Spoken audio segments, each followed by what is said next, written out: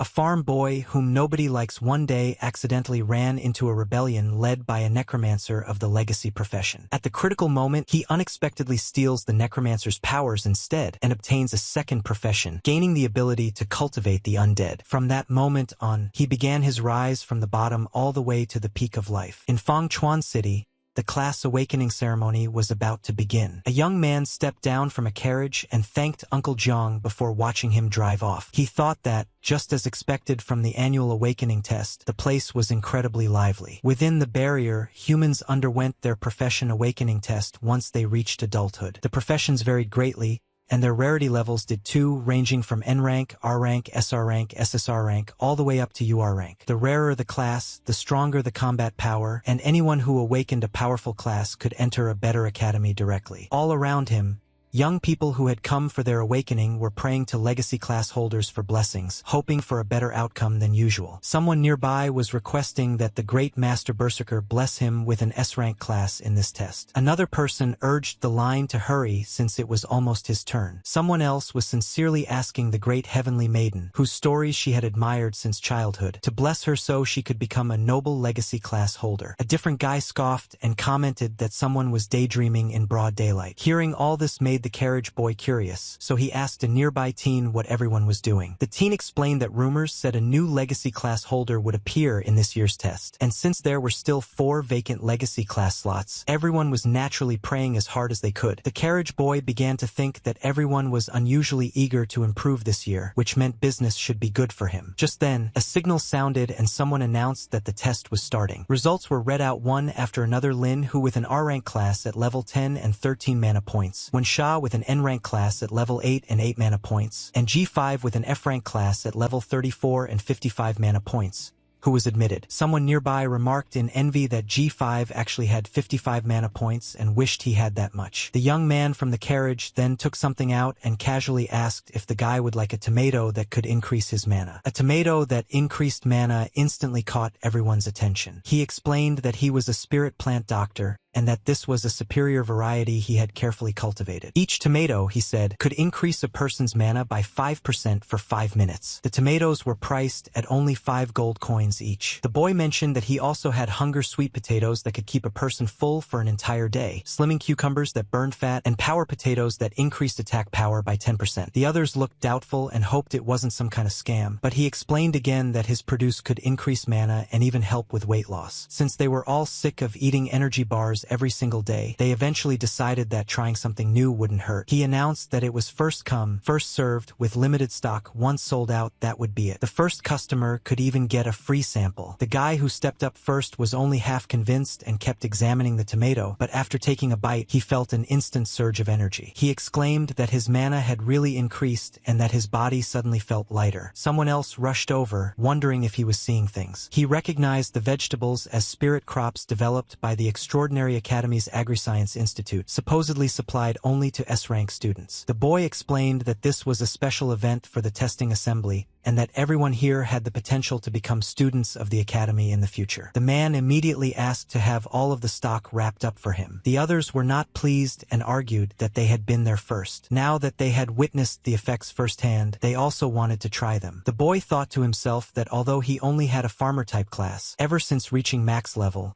the vegetables and fruits he grew somehow gained beneficial buffs. He admitted inwardly that he had used a few marketing tricks, but the effects of his produce were the real deal. Later, in front of a certain shop, another man appeared while the boy was packing his things. The man listed off the items he had brought: chestnuts and pumpkin seeds for 5 gold, flour and rhinoceros dung for 7 gold, sugar for making wine for 10 gold, along with mana and energy potions totaling 257 gold coins. The boy handed him 10 gold coins for his trouble. He then mentioned that he still didn't have enough money to buy high-grade fertilizer to improve the fields. The man thanked Brother Lin Fong and asked why he didn't simply grow more spirit plants if they were so useful. Lin Fong replied that it wasn't as simple as it looked. The man commented that it was a pity someone as talented as Lin Fong since childhood had ended up like this. Lin Fong told the man to hurry home since Auntie Zhao was waiting for him. After watching him leave, he couldn't help thinking that despite being called a genius since childhood, he had only awakened an N-rank farmer class. He joked inwardly that when he went to burn joss paper for his arch-druid father, the man might just jump out of his coffin in rage. Maybe it really was a case of opposites canceling each other out. A herbalist mother and an arch-druid father somehow produced a farmer. Still, when he thought about it carefully, he felt pretty satisfied with his peaceful life. He didn't have to go to the battlefield and lose his life like his father, and he wouldn't make his mother worry. Even if it was only for her sake, he had to manage their family farm properly. As he continued walking, he suddenly wondered why it felt like rain on a clear day. Before he could react, someone came crashing down right in front of him. Lin Fong froze and wondered if the city wall had collapsed or if the demon clan had broken in. A moment later,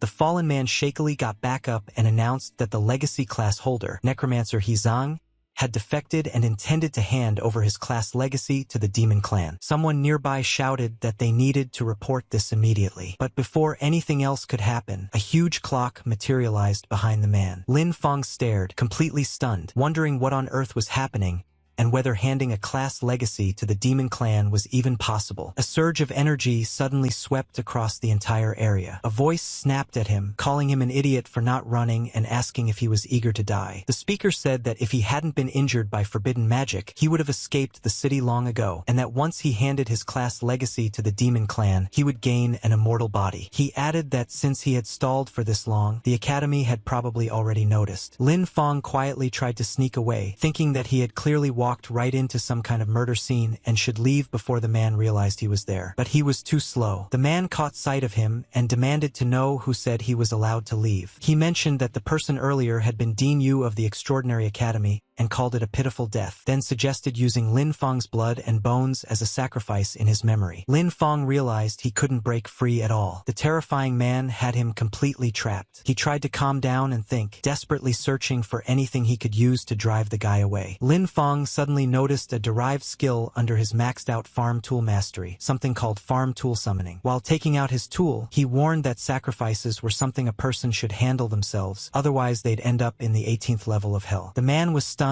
and couldn't believe a mere farmer class had managed to injure him. Lin Fong muttered that this was it, and in the next moment, a powerful burst of energy erupted from his body, sending the enemy flying. But the surrounding energy didn't settle. It kept surging higher and higher. The enemy cursed, recognizing it as the marking formation of a demon array dancer. Since things had come to this, he decided to take over Lin Fong's body and escape. His entire soul suddenly plunged straight into Lin Fong. Inside, the voice commented that although the farmer class was the lowest rank, Lin Fong's innate talent wasn't bad, and he should consider himself lucky to become its vessel. Lin Fong replied that he had trained diligently every single day since childhood, and if the demon wanted his body, he would have to earn it. The demon dismissed him, saying that low rank was still low rank, and that its power was something Lin Fong could never reach. Lin Fong thought that luck clearly wasn't on his side this time, so they might as well go out together. He prepared to strike himself with the tool. The voice demanded to know what he was doing, but Lin Fong insisted that even if they both perished, he wouldn't hand over his body. He only hoped that if he died, he wouldn't have to listen to his father's complaints in the afterlife. Before he could act, a surge of energy erupted from his heart. The demon was shocked by the dazzling light and wondered if the kid's mana was exploding. The power continued to rise, making the demon panic, saying that it was impossible. He became bound and surrounded by countless restraints before everything was swallowed in a massive explosion. A notification followed, announcing that Lin Fong had obtained a new talent, the Legacy Class Necromancer. Lin Fong regained consciousness in shock. He was still alive and could still control his body. The demon hadn't succeeded. He then realized he could also manipulate the same aura the demon had used. Checking the notification window,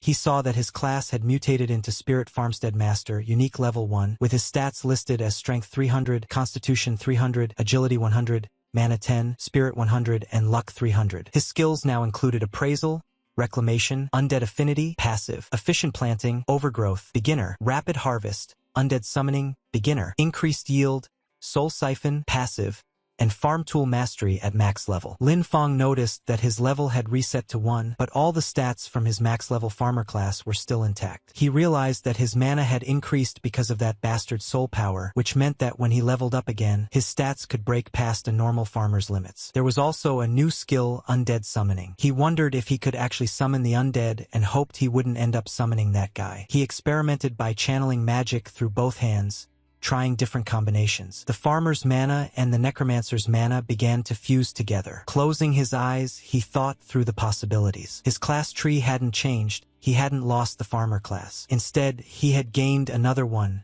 Necromancer. The person who entered his body had really been a legendary legacy class holder, which made him question whether the man was actually dead. He could feel that this power wasn't fully his yet. If he failed to tame it and convert it completely, not only would his farmer class collapse and disappear, but his consciousness would eventually be devoured again. He also muttered that the disgusting yellow glow really did look the part. He attempted a summoning. A magic circle appeared, and from it emerged you, Undead Sage at level 1, and He Shao, Undead Wild Hunt at level 1. Lin Fong realized it was truly them. Even though their levels had been reset, they still retained their battle instincts and could level up again. He sensed the enforcement team approaching and knew he had to leave immediately. No one would believe that an ordinary farmer had killed two extraordinary individuals, and if his current situation was exposed, it could lead to fatal consequences. His top priority was to find a place with shelter, resources, and hidden land where he could experiment with this dangerous new power and turn his father's theories into reality. One day later, at Lin Fong's farmland, he noted that an entire day had passed and the necromancer's influence on his class still hadn't faded. A TV broadcast played in the background, announcing that it was the birthday of the old agronomy teacher. While using magic on the crops, Lin Fong observed that everything catalyzed by his new power had started turning strange, and the more they grew, the stranger and scarier they became. The crops had become so strange that they were even snatching birds straight out of the sky. Lin Fong couldn't believe what he was seeing. If anyone else witnessed it, they would probably assume the demon clan had invaded. He decided he needed to get rid of it immediately. He later realized that the new mana had caused an ordinary crop to undergo such a terrifying mutation. If he could control this power and guide it properly, he might be able to cultivate the unique varieties his father had always envisioned but never succeeded in creating, the kind of high-value crops that could strengthen a person's class. On the TV, the same news anchor interrupted the broadcast with an urgent wanted notice. The legacy class holder,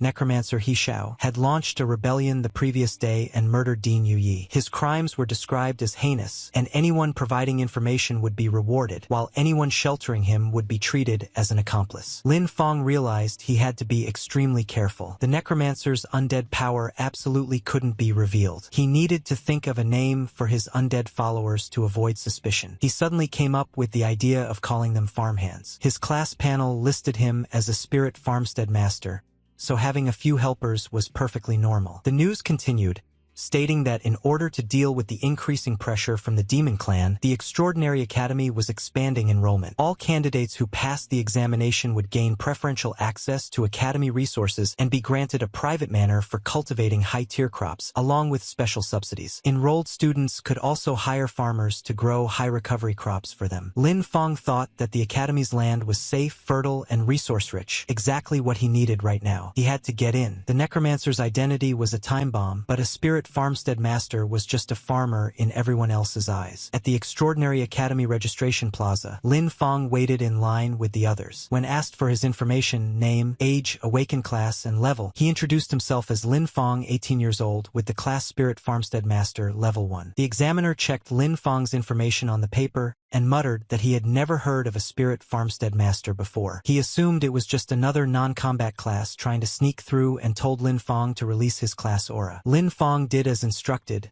but after sensing it, the examiner clicked his tongue and said it was just the useless aura of a farmer class. He called for the next person and told Lin Fong not to waste his time. The people waiting nearby burst into laughter. Someone mocked him for making up such a ridiculous class name and said that a level 1 farmer trash actually dared to register. Another person told him to hurry back to his fields. The student in front even tried flattering the instructor, saying that he wouldn't hire someone like Lin Fong to farm for him and that he shouldn't drag down the school's strength. Lin Fong insisted that his class was a mutated type and asked the instructor to give him a chance, saying his fundamentals were solid. The instructor scoffed and questioned what kind of fundamentals a level 1 piece of trash could possibly have. He ordered security to throw him out. Before they could touch him, Lin Fong quickly held up the admission brochure and pointed out that it clearly stated all class users were allowed to take the exam, warning that he would report them if necessary. He even threatened to contact the Supervision Bureau, saying there was a teacher preventing him from taking the academy exam. exam. The instructor immediately stopped and shouted at him for daring to make such threats, promising that he would make Lin Fong suffer the consequences. He declared that there was no way a level 1 farmer could pass the test anyway. Some of the people in line whispered that the instructor was going too far. Even if Lin Fong had a farmer class, turning him away was one thing, but humiliating him like this was unnecessary. Someone mentioned that the instructor had failed his own promotion and had been sent to the admissions office, which might explain his mood. The instructor then yelled that anyone who didn't want to take the exam could get lost. Later, Lin Fong was moved to another testing area, where the instructor sneered at the group and told them it wasn't too late to admit defeat and kowtow in thanks for being allowed to leave. Lin Fong thought the process was too slow. He summoned his followers and instructed them that waiting for the rabbits to wander into the traps would take forever. He ordered them to quietly eliminate the demon-horned rabbits roaming nearby without letting anyone else notice. The summoned beings rushed into the surrounding forest and carried out his orders exactly. They wiped out so many rabbits that it was hard to believe. Even Lin Fong was stunned. He thought that the two summons were unbelievably strong even at level 1 and felt as if he had struck gold. Soon after, the bell rang and the instructor announced that time was up. All candidates were told to come out and hand over the rabbit horns they had collected. The first student stepped forward with only 2 and was immediately declared a failure. Another came with 3 and was also marked as failed. Someone arrived empty-handed, and the instructor called him useless trash and told him to get as far away as possible. People whispered that there were usually plenty of rabbits. Why had they been so hard to find this time? One student managed to bring 4 horns, which the instructor considered decent, mentioning that some didn't even get one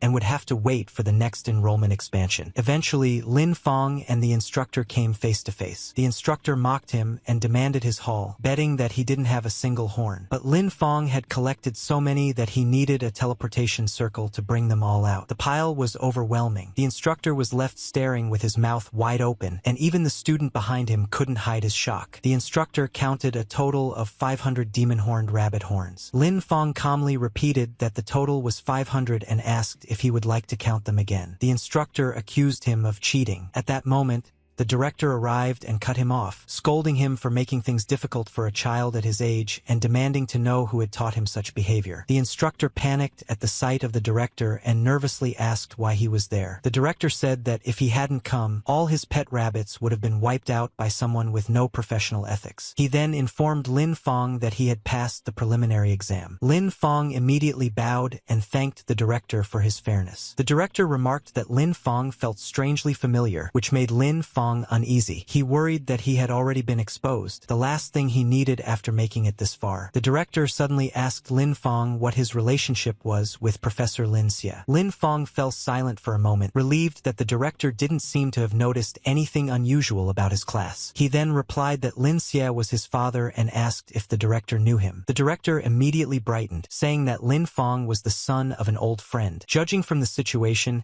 he asked if Lin Fong was planning to enroll in the academy and wondered if he was facing any difficulties, offering to open a back door for him if needed. Before he could say anything else, a female director walked over and reminded him that everyone was watching. The man suddenly noticed the gazes around him and tried to play it off, saying he had only been speaking casually. He told Lin Fong that his uncle had urgent matters to handle first, but once Lin Fong enrolled, he would personally show him around the academy. Lin Fong couldn't shake the feeling that the teaching director seemed incredibly unreliable. The female director then addressed the students, telling those who passed the preliminary exam to follow her. She encouraged the ones who failed not to be discouraged, reminding them there would always be a next time. At the Extraordinary Academy, Sunwheel Branch Investigation Room, someone analyzed that Dean Yu Yi and He Xiao had disappeared at the same time. He believed that Dean Yu Yi must have discovered He Xiao's secret and been caught during his investigation, leading to both of them taking each other down. He insisted that a third party must have stolen He Xiao's legacy talent. He concluded that as long as they found the person who obtained the undead talent, they would uncover the truth. Another staff member told him they understood his eagerness to prove himself, but asked him to stop making such brainless speculations. Tuka complained that none of them believed him, promising that he would find evidence sooner or later. Some staff members wondered if they should stop him, pointing out that he was backed by the Duke and getting involved might be inappropriate. Someone else responded that it was better to let him go,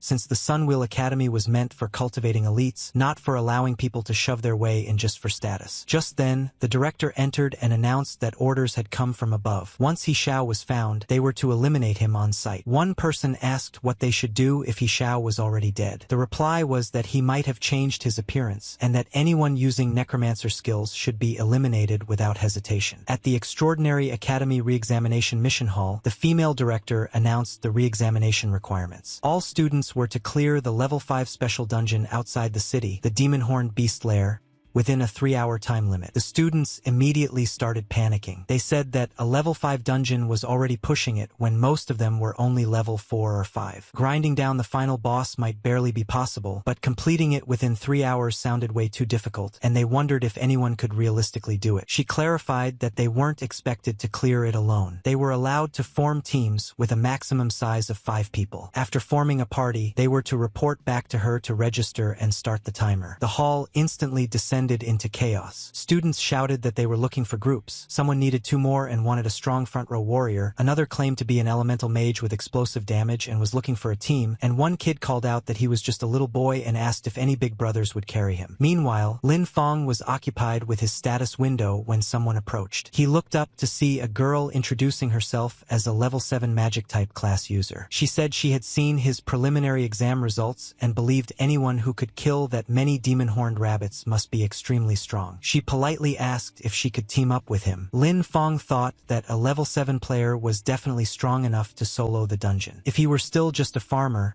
he would have gladly accepted the offer. But his necromancer abilities absolutely couldn't be exposed, so he chose to decline. He told her he preferred to act alone. She smiled, wished him a successful clear, and walked away. Lin Feng then went to the instructor, who questioned why he didn't have a team, and reminded him that the dungeon's difficulty shouldn't be underestimated. Lin Feng simply asked to be issued the mission. The instructor handed it over and asked if he was aiming for the solo clear reward, the Black Bear Gale, which was an enormous boost for low-level players, but warned him not to overestimate himself. Lin Feng thanked him for the reminder. Soon after, Lin Feng stood outside the entrance of the Demon-Horned Beast Lair alongside the other students and instructors. The instructor looked at him again and asked where his teammates were. Lin Feng stated that he was entering alone. The instructor laughed and told him that a level 5 dungeon was far too dangerous for a single person, suggesting he return after finding teammates. Lin Feng reminded him that the rules allowed for solo entry. Another instructor guessed that he was probably aiming for the solo clear reward,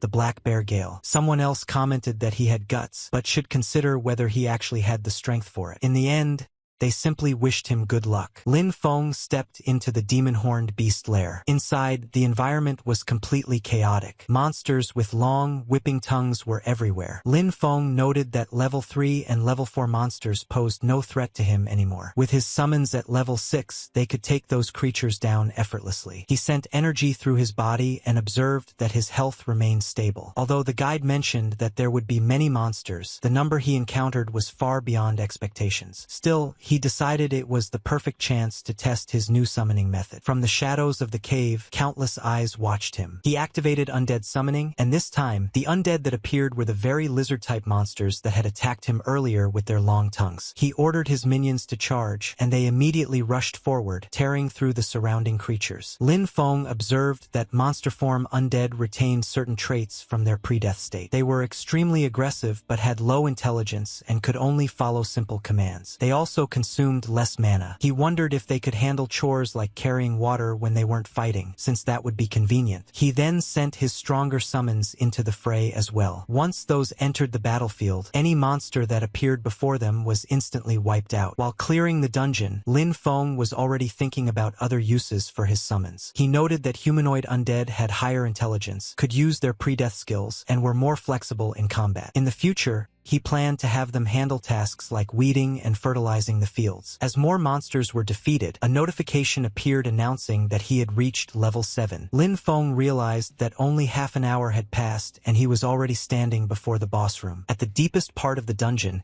he found the boss, a massive demonic bear bound in chains, roaring furiously. Lin Feng considered it the perfect chance to test his overall combat strength and summoned all his units at once. He instructed Hachi to pin the boss from the front, ordered another to weaken it with curses, and had the rest harass its weak points. His summons executed the commands smoothly, and he noticed their coordination improving. He continuously restored his mana, since maintaining control over such powerful summons required a large amount. Before long, his stronger units completely overwhelmed the boss and everything nearby. A notification followed, stating that he had reached level 8, and a pile of loot appeared. Lin Feng was disappointed to see only a 10-point increase in stamina, calling it useless and noting that it wasn't even as good as the buff from his batch of supercrops. A settlement notification then calculated the dungeon rewards and confirmed his current classes, Farmer and Necromancer, before distributing the corresponding rewards. Lin Feng realized that the dungeon settlement had actually given him 2 sets of rewards. He wondered if it was because he was dual-classed, and if dungeon rewards could be doubled, then perhaps there was room for manipulation using the crops he grew as well. Outside the dungeon, the other students were stunned. They refused to believe he had completed the run alone. They insisted it was impossible and claimed he must have gone into the cave just for show without actually going deep inside. Someone pointed out that he was completely clean and couldn't have possibly fought against a pack of demonic beasts. Lin Feng ignored the speculation and went straight to the instructor, reporting that he was there to turn in the mission. When the instructor checked the results, she was shocked that he had actually passed and done it solo. Lin Feng simply laughed and smiled. The instructor informed Lin Feng that she would submit the mission scroll to the Academic Affairs Office. She reminded him that solo clearing a dungeon was far too risky, and that if a freshman died right after entering the academy, it would create a huge problem. Lin Feng thanked her and said he understood. She told him that the final instructor interview would begin in the academy auditorium and suggested that he rest first. After leaving the building, Lin Feng noticed that everyone around him kept staring. Meanwhile,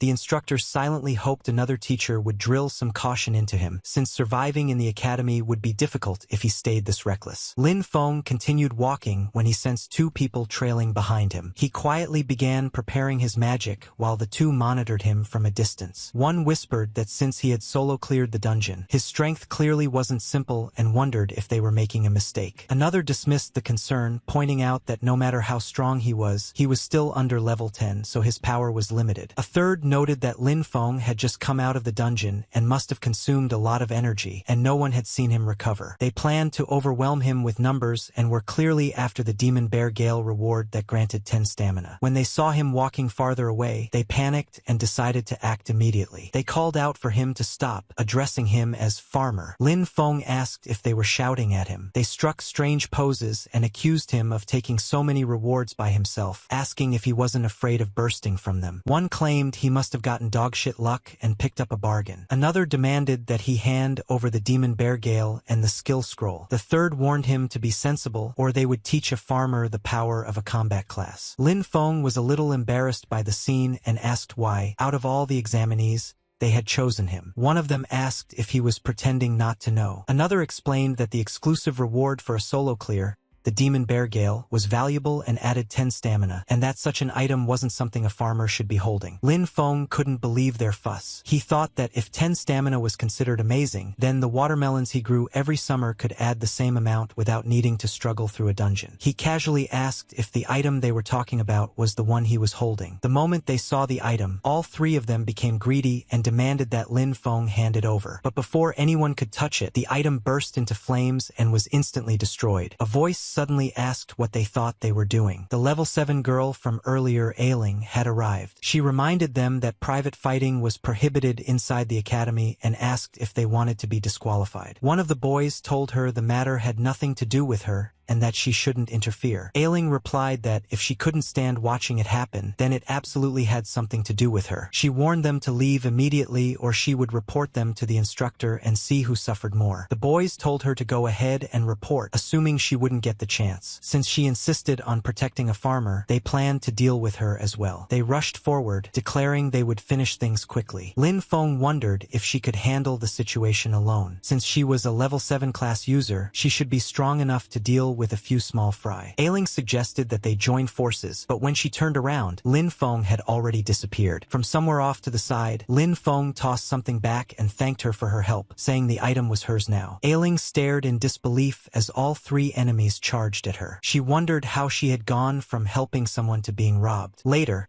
inside a temporary independent restroom, Lin Feng examined the skill scroll that had dropped in the dungeon and found it useless in its current state. He wondered why and began injecting mana into it. A notification appeared. Realized new skill, Special Cultivation, Beginner, consumes mana and specific materials to cultivate and strengthen undead summons. Has a chance to increase their level, improve quality, or unlock new skills. Lin Feng confirmed that it worked and realized he needed to infuse mana from both of his classes simultaneously to activate it. He summoned his units and decided to test the new skill. After using Special Cultivation, both of his main summons advanced to level 8. The Demon-Horned Bear reached level 9, and the Demon-Horned Lizard Eagle advanced to level 7. Lin Feng was very satisfied with the results. Seeing how powerful his newly strengthened summons had become, Lin Feng couldn't help thinking that the only downside was not having new land to experiment on. He didn't want to ruin the fields at home just to test strange crops. He then spotted the girl from earlier. She called him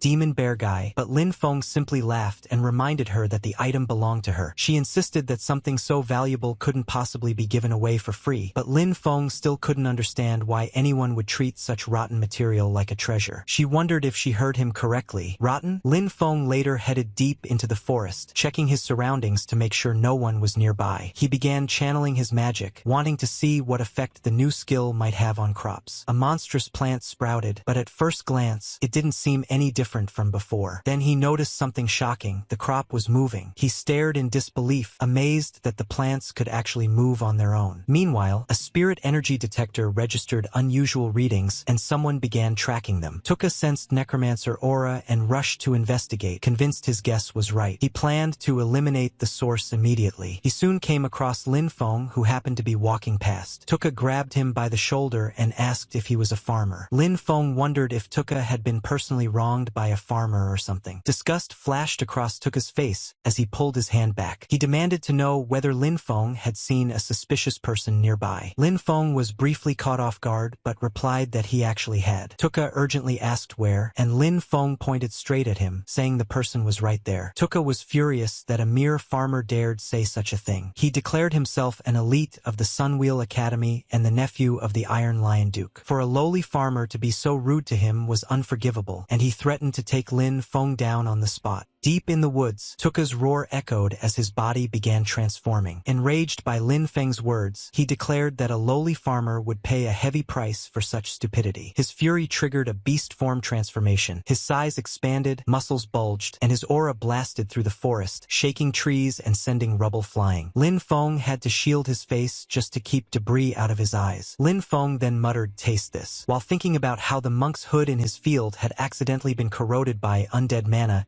and gained a paralysis effect. The last time he tried some himself, he had been numb and unable to move for an entire day. Ground into powder, the stuff functioned perfectly as a natural anesthetic. He tossed the powder toward the raging beast. Tuka, blinded by anger, inhaled it without realizing. Within moments, his vision blurred, his limbs weakened, and dizziness hit him hard. He couldn't believe his strength was suddenly draining. Tuka demanded to know what method Lin Feng had used. Lin Feng calmly stood there, fingers pinching his nose shut, so he wouldn't inhale any of the powder himself. He explained that it was just monk's hood powder, something commonly found in fields, the very places Tuka claimed to despise. And now, that simple farmer's material had completely taken down the Duke's nephew. Lin Feng asked whether he still believed farmers were useless. If so, he called him stupid, saying farmers could do plenty of crazy things, sometimes more than combat classes, and could even beat them. Then, while Tuka lay paralyzed, Lin Feng walked up and delivered a solid punch straight to his beast form head. Later, when the transformation finally wore off, Tuka was seen bound tightly to a tree. Lin Feng told him that if he couldn't even beat a farmer, then he had no right calling himself an elite. He said he'd leave him there to cool off, and that when someone eventually found him, he should consider it a lesson learned. Suddenly, an academy-wide announcement called for all candidates to gather at the auditorium for the instructor interview. Lin Feng realized the interview was starting and rushed off, knowing he absolutely couldn't miss it. Outside the extraordinary academy auditorium, crowds had gathered. Many candidates weren't even interested in studying. They were just there for the girls, dreaming of a luxurious, carefree life funded entirely by their families, enjoying everything without effort or responsibility. Before real life eventually crushes their dreams, the pampered boys outside the auditorium keep gossiping as Lin Feng walks by. Someone whispers that he was the one who solo cleared the level 5 dungeon. Another claims he only knows how to run away and live off a woman. Someone else says he's far worse than Siqi and Bogu. Another adds that while Lin Feng might be strong compared to normal candidates, he himself is a level 5 elite, so the advantage is clearly his. Ailing approaches Lin Feng and tries handing the item back again, insisting she doesn't want to keep it. Lin Feng repeats that she should keep it. He has no use for it at all. He casually munches on something, and a notification pops up. Temporary Constitution +2. Temporary Constitution +2. People nearby are still staring at him instead of paying attention to their girls, who suddenly seem less interesting compared to the mysterious farmer who cleared a dungeon alone. Lin Feng, however, doesn't understand any of the fuss. He wonders why everyone treats such junk like a treasure and whether they're all idiots. Inside the auditorium, rows of instructors sit behind long tables. One of them announces that during the interview,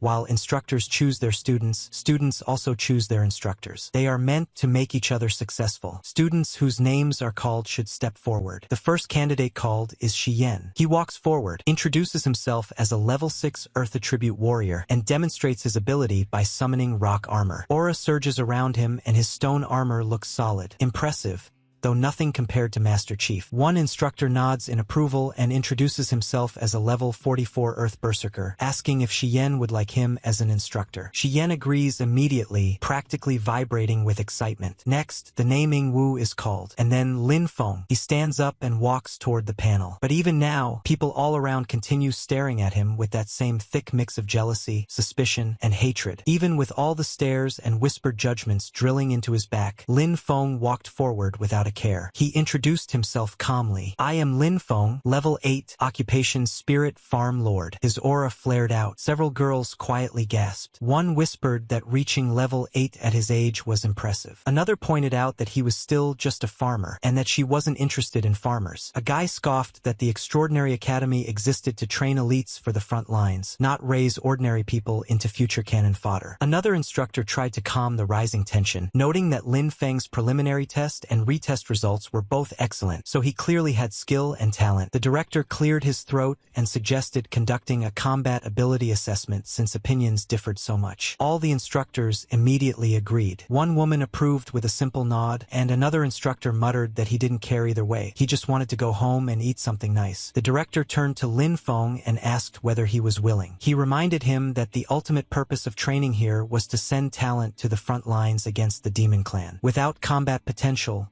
joining the front lines would only result in a meaningless sacrifice. Lin Feng's mind raced. A combat ability test. Right now, openly fighting would risk revealing his necromancer abilities, something he absolutely could not allow. He needed to be extremely cautious. For now, he forced a pleasant smile, hiding every trace of unease, and said he agreed. Later, at a temporary clearing within the auditorium grounds, everyone gathered to watch. The examiner, a powerful instructor, stood across from Lin Feng. He explained that the test was simple. Last 5 minutes against him to prove he had combat potential. The moment he activated his power, the ground trembled. His aura surged outward like a storm. The watching students buckled under the pressure. Many were forced to their knees, unable to withstand the weight of his spiritual force. They whispered in awe, asking whether this was truly the pressure of someone above level 40. Everyone in the audience suddenly froze. Through the crushing pressure of a level 44 instructor, they saw something that made their jaws drop. A normal little farmer was still standing there. He wasn't trembling, wasn't on his knees, wasn't gasping for breath like everyone else. He was simply bowing slightly, while striking a pose suspiciously similar to Iron Man charging his repulsors. Someone whispered in disbelief that the guy was acting like nothing was happening. The instructor seemed impressed and praised him, saying that just for his persistence, he would look highly upon him. He encouraged Lin Feng to use all his abilities and attack with full power. Hearing that, Lin Feng sprang into action. He admitted inwardly that the pressure of a level 44 expert was indeed terrifying, terrifying, but still within what he could handle for now. He gathered mana in his hands, forming a glowing orb, and called out, "Come out, my servants!" Wrapped in spiraling threads of nature mana, the undead summon began materializing. Lin Feng felt relieved it worked. Masking undead creatures with nature mana effectively hid their necromancer aura. It was the only way he could safely summon without exposing his forbidden abilities. A vague, cabbage-shaped bear silhouette emerged first. Lin Feng thought that honestly, who would ever guess this cabbage-headed bear was actually an undead? When the summoning finished, the audience gasped. They commented that it looked like a rare variant occupation, marveling at the richness of the nature mana surrounding the creature. Interest crackled through the crowd. They were finally seeing something unusual. The instructor drew his blades, both covered in their own blazing aura. The summon and the instructor stood face to face. The instructor had no idea what kind of monster he was about to fight. Both charged at each other at full speed, and their clash sent shockwaves of aura rippling across the clearing. The instructor began attacking wildly, screaming as he pushed forward. The summon staggered under the barrage, showing signs of strain. Watching from the sidelines, the director commented that the summon was remarkably loyal. Any other summoned creature would have been forcibly unsummoned after taking that much damage, but this one was still stubbornly pushing forward, even throwing punches. The instructor dodged, and the director clicked his tongue in disappointment, wondering if old G, the instructor, was simply too weak. He couldn't understand why the fight looked so unimpressive from old G's side. Meanwhile, Lin Feng remained completely calm. He knew the truth. They're undead. They don't feel pain, and they don't make a fuss. These flesh wounds only take a tiny bit of mana to recover from. That's why they don't care. The instructor was thinking that he originally just wanted to show off in front of the students, but he hadn't expected Lin Feng to actually be pretty talented. The disappointed look on the director's face was unbearable, so he decided he needed to use something real. He told Lin Feng not to worry, and that he would compensate him later for the destroyed summon. Then he told him to watch closely. Normally, summoners had to pay a price to form contracts with their creatures. Once a summon died, the contract ended, finished, gone for good. That was common knowledge. The instructor activated Berserker skill, Bloodthirst, and with a massive punch, the undead summon was knocked backwards. Its form cracked apart like shattered stone and then dissolved, disappearing completely. The instructor stood smugly with his arms crossed, clearly satisfied with himself. He confidently announced that Lin Feng must feel terrible having his summon destroyed, and said it was fine to cry it out. He liked students with genuine emotions. In the instructor's imagination, Lin Feng was already sniffling like a pitiful farmer child whose toy had been broken, but reality was the exact opposite. Lin Feng stood there completely expressionless. Not sad, not panicked, not even mildly bothered. His face was so unreadable that no one could figure out what he was thinking. The instructor was confused. He wondered if Lin Feng was so overwhelmed with sadness that he'd gone numb. However, the next moment, countless vines burst out from beneath Lin Feng's feet. They wrapped forward like serpents, flying straight toward the instructor and binding him tightly before he could even blink. Shocked, he yelled angrily, demanding to know what was happening and accusing Lin Feng of playing dirty by having so many summons. The vines squeezed until the instructor struggled, until suddenly, with a furious shout and a surge of power, he snapped them apart. The director finally intervened, telling them both to stop. He declared that Lin Feng had proven himself and was qualified to become a student of the Extraordinary Academy. However, he added that all nature-type instructors were currently deployed at the battlefield, so there was no one available to teach Lin Feng for the time being. Lin Feng immediately asked the most important question. Then what about my cultivation resources? The director assured Lin Feng that the Academy would never deduct anyone's cultivation resources. Everything would be issued normally according to standard. He added that since Lin Feng had performed exceptionally in the exam, he was allowed to make one special request. Hearing that, Lin Feng felt like heaven had opened. Freedom and resources? Truly a paradise. So he immediately said, "Then I want a piece of land." The director blinked. That was absolutely not what he expected. For most students, a request like this was the moment to demand high-grade equipment, rare cultivation treasures, or maybe even a luxurious private hall where they could dance with beautiful girls until morning instead of studying. But this kid was different. The director confirmed if Lin Feng really didn't want any precious resources or high-tier items and only wanted land. Lin Feng laughed and explained that he was a spirit farm lord. Without land, how could he call himself one? The director nodded and agreed. He told Lin Feng there was a piece of abandoned training wasteland in the west of the city that had been idle for a long time. He granted Lin Feng permission to use it however he wanted. This was exactly what Lin Feng had hoped for. He thanked the director sincerely. The instructors then told him to go rest backstage. Later, Inside a quiet room, Lin Feng's file sat on a table. An instructor looked over it and murmured that spirit farm lord was quite an interesting occupation. A female instructor entered urgently and told the principal she had something important to report. The principal asked what it was. She handed him a delicate scroll-like object. When he opened it, the contents were shocking. The report confirmed that Tuka, their investigation team member searching for He Xiao, had been murdered by a necromancer. His body had been discovered not far from the auditorium. The report stated they suspected a necromancer had infiltrated the academy. This was a monumental problem, one that could shake the entire academy. But Lin Feng hadn't killed Tuka. He only tied him up to teach him a lesson. Whoever finished the job had framed Lin Feng deliberately. And in a place where everyone already looked down on farmers, we know exactly who they'd point their fingers at first. So I wonder what will happen next. At the training wasteland in the west of the city, Lin Feng walked across the barren ground while checking the paper in his hand. He confirmed aloud that this was indeed the place mentioned, the training wasteland in the west of Fenchuan City. A soft green glow formed in his palm as he activated the land assignment spell. A notification appeared. 100 MU of training land west of Fenchuan City. Ownership, Extraordinary Academy. Temporary rental agreement, 1 year. Exclusion barrier, activated student Lin Feng only. Lin Feng clicked his tongue and commented that giving him only 1 year was a little stingy. But considering that most students would be heading to the battlefield after a year anyway, it was understandable. Besides, he was thrilled. He now had a whole 100 MU of land entirely under his control for an entire year. He thought this was what deserved to be called a spirit farmstead master. Everyone else might look down on the occupation, but the true madness hidden within it was something only he knew. It would allow him to control the situation from the shadows while staying above all of them. He pointed a finger upward, aura swirling violently around him, and summoned all his undead companions to the field. Now,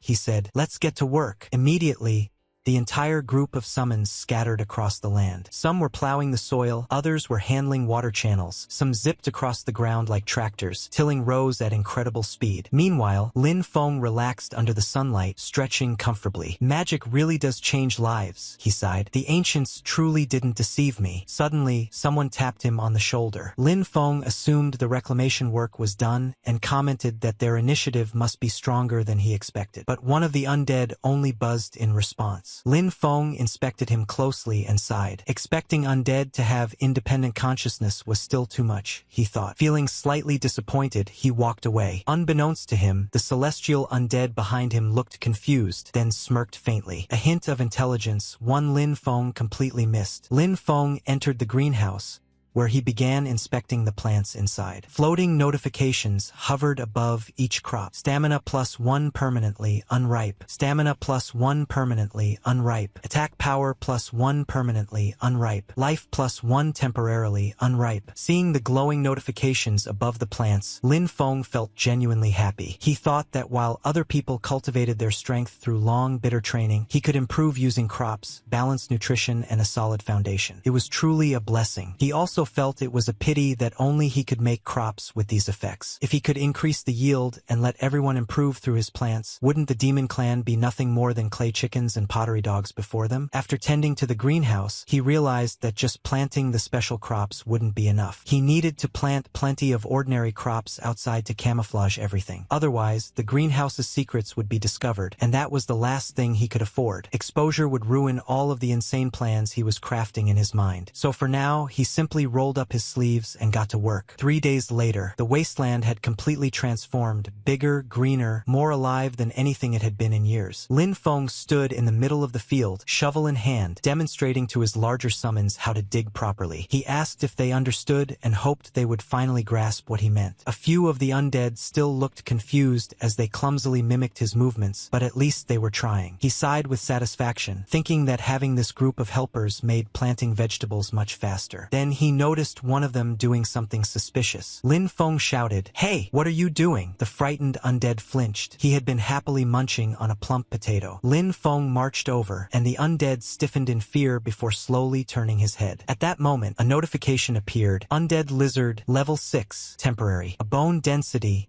temporarily increasing. Defense, temporarily increasing. Lin Feng stared in disbelief. All of the undead lizards were his gains from the previous dungeon. The only difference was, this one had eaten a potato. He wondered whether undead could also receive the effects of spiritual crops. If that were true, wouldn't that be absolutely insane? In the days that followed, Lin Feng began systematically experimenting, feeding different crops to different undead and carefully recording every change, every buff, and every mutation. The research of a true spirit farmstead master had officially begun. Another figure appeared near the training wasteland, moving silently between the crops and shadows. He frowned as he observed the surroundings. He thought it was strange. When he probed the area earlier, none of these structures or plants had existed. The barrier around the land seemed flimsy to him, nothing more than a paper-thin marshy wall. He concluded he could tear through it with a single slash. He spotted only one person inside and wondered if the whole thing was a trap. The idea intrigued him. Just as he stepped forward, something beneath him triggered. He sensed it too late. He tried to stop whatever was happening, but chaos erupted instantly. Something burst out of the soil and exploded right beneath him. The sudden blast startled him, though he managed to dodge at the last second. He scoffed, saying that this level of trickery wasn't enough to deal with him. But then more of those explosive things began erupting from underground, angry,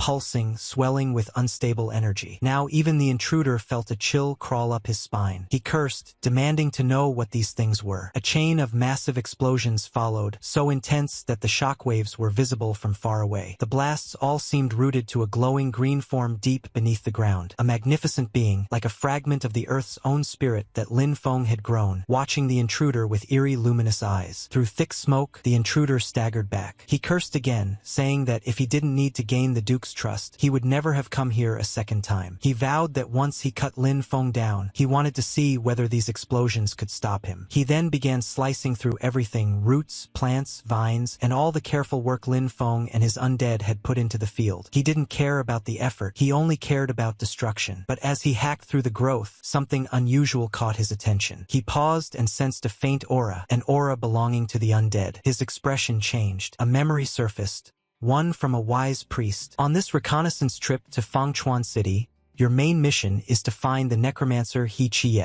After our last contact, he disappeared. He has an agreement with our clan. The intruder's eyes narrowed. He wondered if this place was actually He Chie's hiding spot. But why would He Chie hide here of all places? Could he have betrayed their clan? The intruder clicked his tongue, thinking that for the secret technique of immortality, a traitor like He Chie really had no shame at all. The intruder felt an even stronger surge of energy pulsing from the plants around him. The longer he stayed, the more unstable the aura became. He decided it was better not to linger. Finding He Chie was the priority. Night turned to day. Lin Feng's morning shock. Lin Feng woke up, grabbed his tools, and headed out cheerfully. He'd already catalyzed and fertilized most of the fields yesterday. Today he would handle the remaining areas. But the moment he opened his eyes fully and looked ahead, he froze. His jaw dropped. He stared for several seconds, speechless. Then he dropped his tool with a loud clatter and sprinted toward the greenhouse. His heart pounded. His mind blanked. My greenhouse! Everything he had so carefully grown looked devastated. Above him, several figures suddenly descended from the sky. Lin Feng braced himself, thinking they were enemies, but after getting a closer look he muttered in confusion. Why would enforcement team members appear here? The enforcement officers landed and scanned the area. One of them announced that their demonic energy detector showed the source of the disturbance right at this location. They wondered why the training wasteland suddenly looked like this and questioned whether demon clan members might be lurking nearby. A notification popped up before them. This land has already been leased. The officers exchanged glances, so it wasn't unowned land after all. Still, they insisted that they couldn't rule out demon clan activity and needed to be cautious. One of them addressed Lin Feng politely, saying they were from the enforcement team, but the atmosphere was far from welcoming. Lin Feng felt extremely uneasy. Why would the enforcement team come here of all places? The lead officer explained that their instruments had detected demonic energy here and asked Lin Feng to open the barrier to allow them inside for inspection. Another added that even they weren't clear on the exact situation yet. Lin Feng's stomach tightened. Demonic energy? On the land he'd only rented a few days ago? How was that possible? Before he could respond, someone from the back, clearly irritated and impatient, snapped. How long does it take just to get a farmer to open a barrier? Tuka was just killed by the demon demon clan, and now demon aura appears here? If you ask me, he's a spy. The man's tone was cold and venomous. His expression was deadly serious. Even Lin Feng felt a chill run down his spine. One of the enforcement members pointed straight at Lin Feng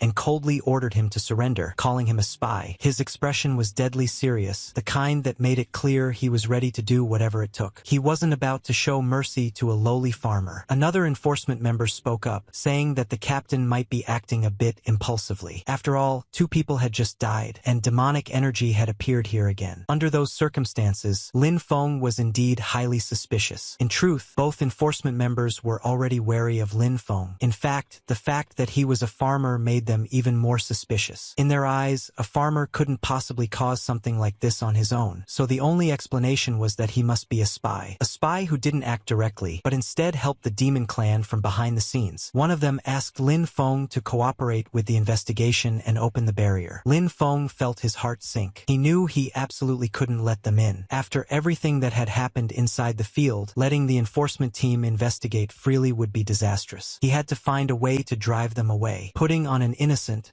almost pitiful expression, he said that his class was lowly and he had always been looked down upon. He explained that he only wanted to quietly cultivate and improve himself in peace. Yet now, even the enforcement team was suspecting him. He asked if they really thought someone like him could do such things, and whether a person couldn't even ask for a bit of peace anymore. One of the enforcement members was visibly shaken and turned to the captain, saying that Lin Feng already seemed miserable enough and questioning whether they really needed to push this further. The captain, however, wasn't fooled in the slightest. He barked back that anyone could pretend to be pitiful and that he wouldn't fall for such tricks. He clearly believed Lin Feng was just acting. Without another word, the captain raised his fist and charged forward, striking straight toward Lin Feng with tremendous force. He didn't hold back at all, either because he didn't care that Lin Feng was a farmer or because he believed Lin Feng was far stronger than he looked. If Lin Feng had truly been an ordinary farmer, that punch would have crippled him on the spot. But instead, Lin Feng caught the captain's fist. Lin Feng immediately realized something was wrong. He had added too much to his constitution. Normally, he wouldn't have felt that punch at all, but now he had to pretend. So even though he had already stopped the captain's fist, he deliberately staggered back, acting as if he had been hit brutally. The captain stared at him in disbelief. He muttered that he had used so much force in that strike, yet Lin Feng was still alive. Something was clearly wrong. No matter how pitiful Lin Feng tried to look, the captain's suspicion only deepened. At this point, it felt like he genuinely wanted Lin Feng dead. Lin Feng accused him of trying to torture a confession just to close the case quickly. He leaned harder into the act, looking like an oppressed, miserable little farmer. This time,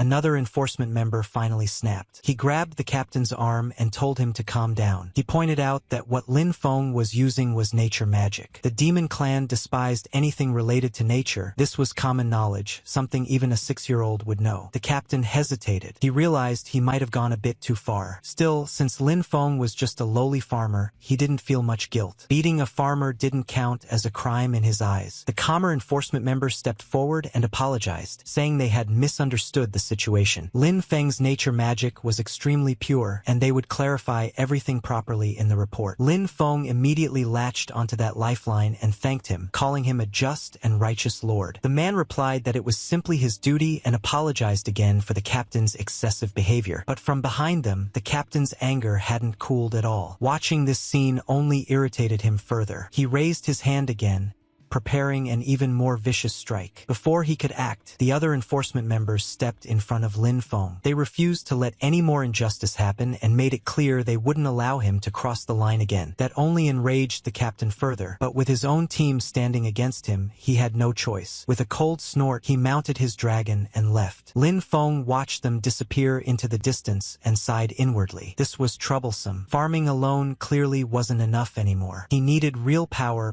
for self-preservation.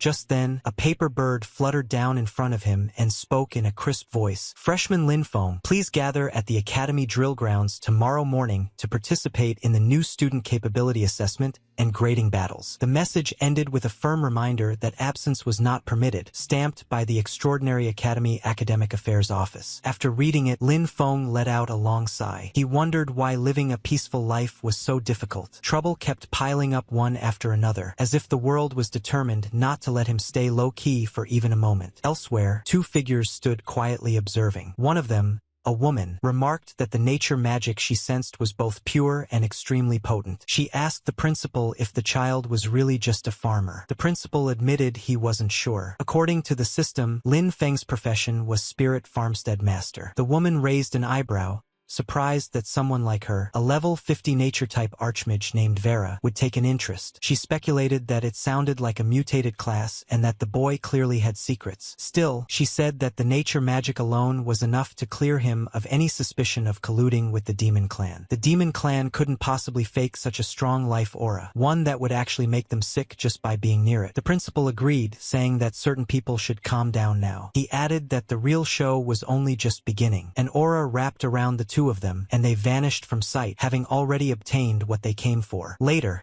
at the Extraordinary Academy freshman drill grounds, crowds of students gathered together, buzzing with complaints. Someone asked why there was another test when the interviews and instructor selections were already done. Another complained that the academy seemed to be throwing test after test at them without any logic. Someone else claimed to have insider information and teased the others, only to immediately say he wasn't telling. Lin Feng stood quietly among them, uninterested in what he thought were pointless ramblings from a bunch of idiots. Soon, a female instructor arrived and ordered everyone to be silent. She acknowledged that they all had questions, especially about why an all-student entrance assessment was being held after the instructor interviews. She explained that urgent military intelligence had arrived from the front line the previous day. The demon clan's offensive had intensified, and the fortress outside the third barrier was now in critical danger. The academy had received direct orders to immediately dispatch a batch of vital forces to provide support. The students were stunned. One of them blurted out in disbelief that they had just enrolled, and now they were being sent toward the front lines. Another student protested that they had been told they would first study and cultivate. The instructor calmly replied that if the nest was overturned, how could the eggs remain intact? If the fortress fell, the demon clan spearhead would point straight at Fangchuan City. At that point, she asked,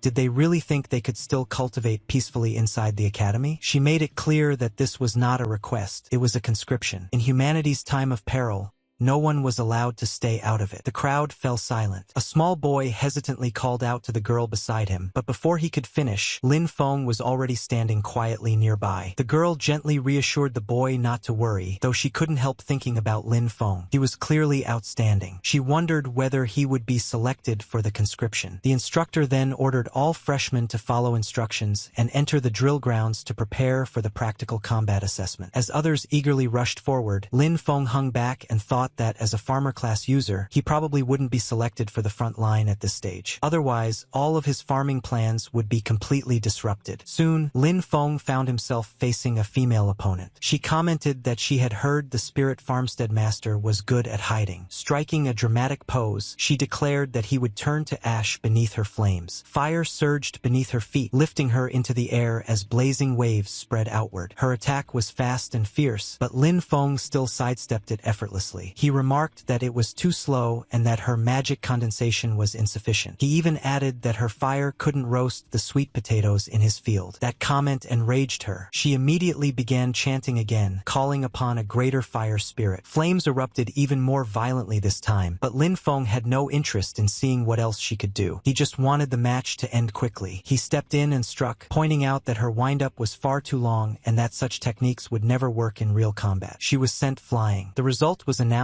Lin Feng was the winner. Battle after battle followed. Lin Feng versus Ryan. Lin Feng versus Zomo. Lin Feng versus Lin Zishi. Lin Feng versus Luna. Lin Feng versus B Mul. Lin Feng versus Gramble. Lin Feng won every single match. After so many consecutive victories, he finally thought that this should be more than enough. If things continued like this, he figured he could afford to lose the next few matches. A woman approached Lin Feng and told him that with his current talent and potential, he was fully qualified to aim for a higher platform. Lin Feng thanked her politely, though he honestly had no idea what this higher platform was supposed to mean. She explained that by accumulating credits and passing further assessments, he could advance to the higher-level Sunwheel Academy. There, he would have access to better cultivation methods and stronger instructors, and might even obtain legendary weapons or powerful demonic beast mounts. Lin Feng thanked her again, but said he didn't really need any of that. After all, he had already seen dragons flying around, those things didn't impress him much anymore. The woman was taken aback and asked what he actually wanted if none of those things interested him. Lin Feng pointed calmly and said that he only wanted a better and larger piece of land where he could farm in peace. That answer shocked her. She clarified that she meant his ultimate goal, what he intended to do after finishing farming those lands. Lin Feng replied that he planned to farm more land, let more people have land to farm, and make it so that anyone who wanted to farm would be able to do so. Vera was clearly surprised. She thought that this child actually wanted to reclaim land on a large scale and found his ambition unexpectedly enormous. At that moment, the principal arrived and asked whether the wasteland in the west of the city that Lin Feng was already developing wasn't enough for him. Lin Feng felt a little embarrassed and laughed, replying that when it came to farming, the more land, the better. Soon after, the next match was announced. Lin Feng versus a Ling. Lin Feng immediately responded and headed toward the battlefield. Both the principal and Vera noticed him moving. The principal commented that the kid was quite honest. Vera said that since the child wanted it, they might as well give it to him. When the principal asked whether she intended to take him in, Vera replied that he was a very interesting kid. The announcement for battle preparation sounded. A Ling stepped forward and said that she hadn't expected to fight Lin Feng, but that she would go all out in this battle. Her expression was extremely serious. Lin Feng, however, said frankly that he couldn't beat her and that he had originally planned to concede. To a Ling, those words felt like pure humiliation. Her expression darkened as she charged forward, accusing him of mocking her. Now she was even angrier than before. Lin Feng immediately sensed something was wrong. He realized that a Ling had jumped straight into her second combat phase without any hesitation and muttered to himself whether this was really how she liked to fight. He quickly began preparing his own farm aura. Thick vines burst out of the ground and surged toward a Ling, wrapping around her limbs. The sudden counter caught her off guard. She had been charging forward at full speed, but now she was forced to stop and deal with the vines first. With a sharp shout, she unleashed a powerful kick and shattered them, breaking free with brute force. Watching the exchange, Vera couldn't help commenting that a student under level 10 possessing such pure magic power was astonishing. The principal agreed, admitting that he had been shocked the first time he saw it as well. Both of them leaned forward, growing more and more interested. Vera added that even a renowned nature cultivator who had reached level 80 didn't possess magic power as pure as Lin Feng's. She concluded that this child's future achievements would be limitless. As fiery bursts from a Ling collided with the restraining vines summoned by Lin Feng, the scene left them genuinely impressed. The principal remarked that such a high-quality seedling was extremely rare and that, with proper guidance, his growth would be terrifying. Before he could finish, Vera spoke decisively, saying she had already made up her mind. She wanted to take Lin Feng as her teacher. She repeated herself to be absolutely clear. The principal nodded at first, saying it wouldn't be bad if she became his teacher, then suddenly froze. Something felt very wrong. He turned to her slowly and asked if she had said that backward. Vera calmly replied that she hadn't misspoken. She meant exactly what she said. She wanted to take Lin Feng as her teacher. The principal stared at her in disbelief and demanded to know whether her brain had been burned by the demon clan. Vera replied that even if it had been burned, she would still make the same decision. She was clearly far too impressed by Lin Feng and perhaps wanted something more than just a teacher-student relationship.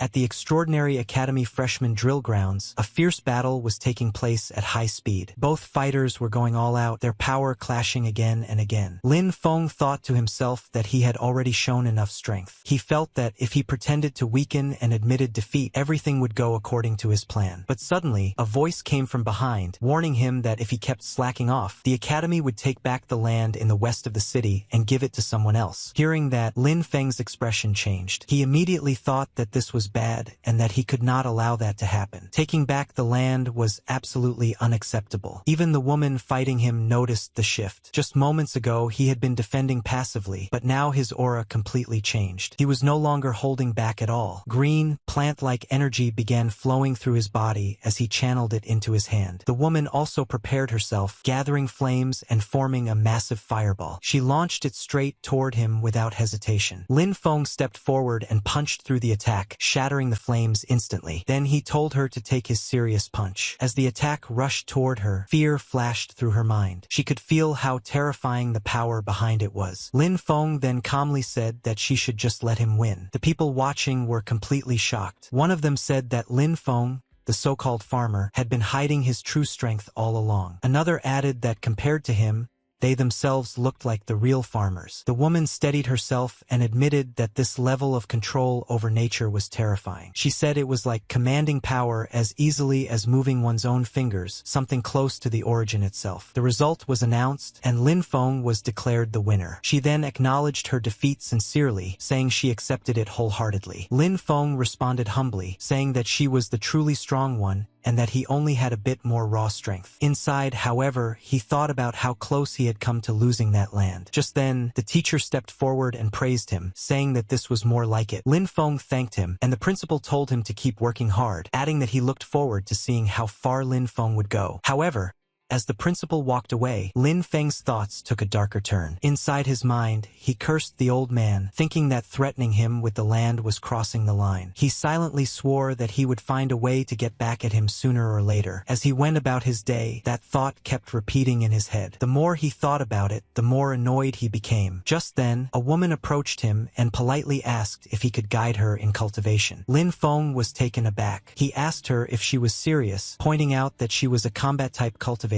asking a farmer for guidance. She introduced herself as Vera and said they had never met before, but she had witnessed his match. She explained that his use of natural mana was flawless, full of vitality and life, and unlike anything she had ever seen. She admitted that she had been stuck at her current realm for a long time and felt that his path might give her some insight. Lin Feng felt a bit embarrassed by the praise, though he couldn't deny that it felt good. He asked if she was also a nature-type cultivator and mentioned that the Academy's nature instructors were still away on the battlefield. He added that he was just a farmer and didn't really have anything to teach. Vera quickly responded that skill mattered more than status. She said she didn't need to formally become his disciple and only wished to observe him occasionally, even if it was just watching him work in the fields. Feeling his natural aura up close would be enough for her, she said, and then she even bowed deeply. Seeing her bow like that made Lin Feng panic internally. He thought that this was bad, very bad. If people found out what he was really growing in his fields, it would cause huge trouble. He immediately tried to refuse, saying that he was only a farmer with brute strength and that he truly had nothing to teach. At that moment, the principal stepped in and told him to agree, saying that she was being sincere and that he should do it for his sake. He then leaned closer and whispered something into Lin Feng's ear. Hearing those words, Lin Feng froze again. Whatever the principal had said clearly hit a nerve, and he muttered that it really wasn't a good idea. But before he could object further, the matter was settled. Vera immediately thanked him excitedly, saying she would be very careful not to disturb him. She asked if she could start right away, even offering to go with him immediately. Seeing how eager she was, and remembering what the principal had whispered, Lin Feng could only sigh inwardly, realizing he had once again been pushed into something troublesome. He told her it was up to her and mentioned that his place was on the west side of the city. Not long after, at the West City Training Wasteland greenhouse outskirts, Vera could be seen busily moving around, helping out wherever she could. She kept asking if there was anything she could do. Watching her, Lin Feng thought that her attitude was at least sincere. Still, he reminded himself that he absolutely could not let her see what was really growing inside the greenhouse. As Vera wandered around, she examined the crops and commented that she would first get familiar with the surroundings. Lin Feng told her to just take a look around outside for now, explaining that he was busy tending to newly bred seedlings and that they required special care. While observing the plants, Vera's eyes gradually widened. She realized that the crops had all been nourished by extremely pure natural mana. They weren't ordinary at all, but high-grade plants with temporary attribute-boosting effects. She couldn't help but say that Lin Feng was making her more and more curious. An hour passed, and she was still examining the crops. The more she looked, the more unbelievable it felt. Finally, she asked if there was something wrong with the soil. Lin Feng casually replied that it was just ordinary soil. Vera was shocked and asked if he had really not used any mana crystals or elemental fertilizer. He answered honestly, saying that he had thought about it before, but those things were far too expensive for him. With his limited funds, he simply couldn't afford them. Vera stared at the crops again and muttered that they looked like they were slightly undernourished, yet somehow still thriving. Inside, she couldn't help but think that Lin Feng's natural mana was far beyond normal. If that was the case, maybe she could help him instead. She then mentioned that the Academy had a regulation allowing students to exchange dungeon materials for special items at the Academy warehouse. Hearing that, Lin Feng's interest was immediately piqued. He grabbed her by the shoulders and asked if what she said was true. Vera nodded and explained that, for example, the level 10 dungeon in Storm Academy, the Gloom Forest, had a boss called the Shadowfall Kobold Chieftain. His Fong could be exchanged for a bottle of Earth Pulse. However, she added that level 10 dungeons were extremely dangerous and usually required a full team of 5 to challenge safely. Vera nodded and said that it was true, although the regulation was going to be cancelled soon. Hearing that, Lin Feng immediately clenched his fists in excitement and said that this was perfect. He added that there was no time to waste and that he would head there right away. Vera was stunned by his reaction. She quietly thought that perhaps only someone with such a pure and straightforward heart could nurture such pure natural mana. Soon after, Lin Feng arrived at the entrance of the level 10 dungeon, Gloom Forest. A few guards were standing at the gate. When they saw him approaching, one of them scoffed and asked what that farmer-looking guy was doing there, wondering if he had come to dig wild vegetables in the dungeon. Another guard laughed and pointed out that he was even carrying a hoe. Someone else recognized him and mentioned that he was the freshman named Lin Feng, only level 8, and questioned whether he had lost his mind trying to challenge a level 10 dungeon alone. Lin Feng calmly took out his identification and handed it over, saying that he wanted to apply for a solo entry into Gloom Forest.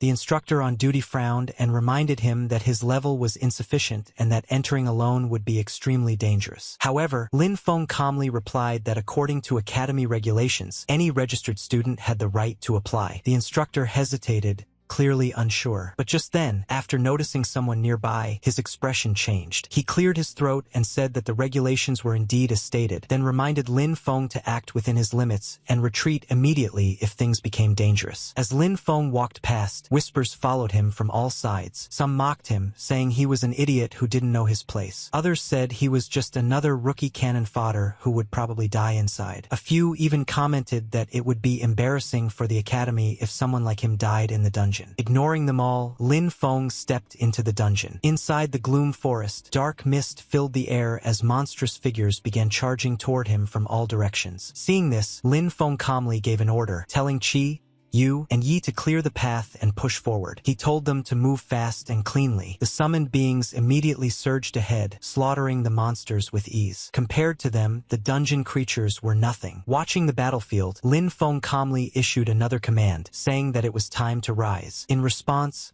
a new undead figure emerged, an existence formed from fallen remains. It was the Shadowfall Kobold Chieftain, now reborn as an undead, its level clearly marked at 12. Seeing the final monster appear, Lin Feng immediately judged the situation. To him, this was clearly the dungeon's final boss. He felt a bit disappointed and thought that this dungeon really wasn't much after all. Wanting to finish things quickly, he gave a simple order, telling his summons to move in. The moment the Shadowfall Kobold Chieftain tried to attack, the summoned beings rushed forward and struck it head-on. Overwhelming power erupted, and before the monster could even struggle, it was completely crushed. A system notification appeared. It announced that the Shadowfall Kobold Chieftain had been defeated, experience had been gained, and Lin Feng's level had increased to level 9. Another message followed, stating that the chieftain's Fong had been obtained. Immediately after, a new notification appeared, stating that the target could not be converted into an undead due to insufficient summoner level. Conversion failed. Seeing this, Lin Feng felt a slight sense of regret. He realized that his current level was still too low to summon such a powerful undead. Still, he wasn't too bothered. The main objective had already been completed. He glanced at the Fong in his possession and thought that since the item was secured, it was time to head back and exchange it for fertilizer. With that, he exited the dungeon. Outside the entrance, the same group of people were still gathered. Vera was among them. Someone beside her was saying that the frontline forces were already under pressure and that resources were limited, questioning whether it was really appropriate to exchange such valuable materials. Vera calmly responded that it wouldn't affect the front lines, explaining that what was being exchanged was fertilizer meant specifically for nature-type cultivators. The person hesitated but eventually admitted that they did have a decent stock of that material. At that moment, a system announcement echoed through the area. It declared that the first ever solo clear of the Gloom Forest dungeon had been achieved, naming Lin Feng as the clearer. The evaluation was listed as SSS, and the reward was announced, 1 heroic spirit fragment. The crowd immediately erupted. Some people shouted in disbelief, saying that the heroic spirit fragment was an incredibly rare item capable of strengthening the soul and enhancing class potential. Others accused him of cheating, claiming that there was no way a level 8 student could solo a level 10 dungeon and receive an SSS evaluation. Several people demanded a strict investigation, insisting that the Academy reclaim the reward, especially the heroic spirit fragment. They argued that someone like him did not deserve it. Listening to all the noise, Vera could only sigh. She admitted that she had expected him to struggle at least a little, but she never imagined he would clear the dungeon in one go. Meanwhile, Lin Feng glanced around at the hostile gazes directed toward him. He felt a bit helpless, thinking that trouble always seemed to follow him no matter where he went. Still, he didn't dwell on it for long. In the end, all he wanted was to keep moving forward. At the entrance to the level 10 dungeon, Gloom Forest, everyone was looking at Lin Feng with suspicious eyes. He honestly couldn't understand why people always had to act like this. He was just a farmer who liked farming. What was so wrong with that? He calmly stepped forward and told the teacher that, according to academy rules, he was there to exchange his rewards for resources. Before the teacher could respond, a guard behind him sneered and said that Lin Feng's rewards had been obtained illicitly and should be confiscated. The teacher immediately refuted that claim, stating that the rewards were issued directly by the dungeon system and that the academy had no authority to seize them. The man clearly wasn't satisfied and said that he was willing to initiate a resource wager instead. Several others nearby showed interest, clearly having waited for an opportunity like this. Lin Feng asked what a resource wager was supposed to be. The man explained that it was a winner-takes-all bet, where the victor would gain both parties' rewards while the loser would lose everything. Someone else added that it would be a dungeon speedrun, supervised by academy teachers,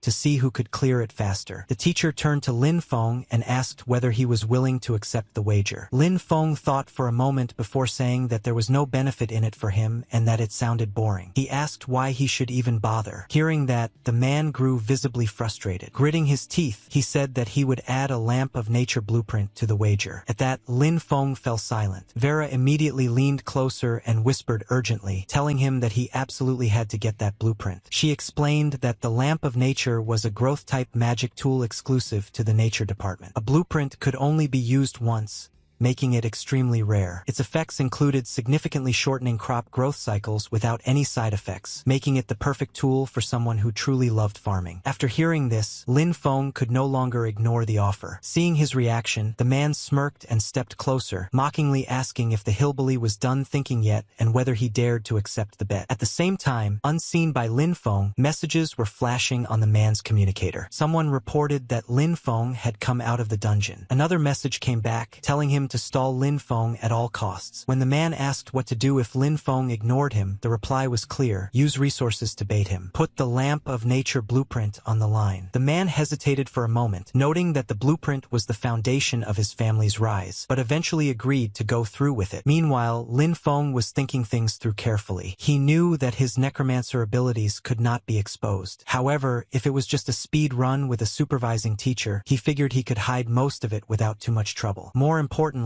the lamp of nature was simply too valuable to pass up. For what he planned to do next, it was a perfect fit, one that would greatly accelerate his progress. With that thought in mind, his decision was already made. Lin Feng finally nodded and said that he accepted. The other guy immediately burst out laughing, saying that this was perfect. He added that, with a teacher supervising, Lin Feng would be exposed very soon. Soon after, they entered the level 10 dungeon, Gloom Forest, through the portal. As they stepped inside, the supervising teacher turned to Lin Feng and asked how he had managed to clear the dungeon earlier. Lin Feng calmly replied that he would simply show his strength. As he spoke, a swirling green aura began spreading from his hands. He then called out for his farm hands to come forth. In the next instant, numerous figures appeared behind him. They were all summons, and the scene was undeniably shocking. The teacher was slightly stunned. The summoning speed was incredibly fast, and the quality of the summoned troops looked extremely high. From the teacher's perspective, this was a perfect opportunity to observe exactly how Lin Feng had managed to solo clear the dungeon. Even he couldn't help feeling excited as the dense green aura filled the surroundings and plant-based summons continued forming one after another. Then Lin Feng gave a simple command, telling them to attack with full force. Almost immediately, monsters began rushing toward them. The plant summons surged forward and unleashed their power, crushing the incoming wolves one after another. Green explosions erupted everywhere as the monsters were completely wiped out. The scale of destruction was overwhelming, yet it conveniently helped Lin Feng keep his true secrets hidden. The summons didn't stop there. They continued advancing, unleashing even more magic and leaving no monsters alive in their wake. Seeing this, the teacher couldn't hide his shock. He realized that it had taken less than a minute to completely wipe out a kobold patrol squad of the same level. The power on display felt terrifying. He couldn't help wondering whether this was the result of a special class. Lin Feng then calmly reported that the kobold patrol squad had been cleared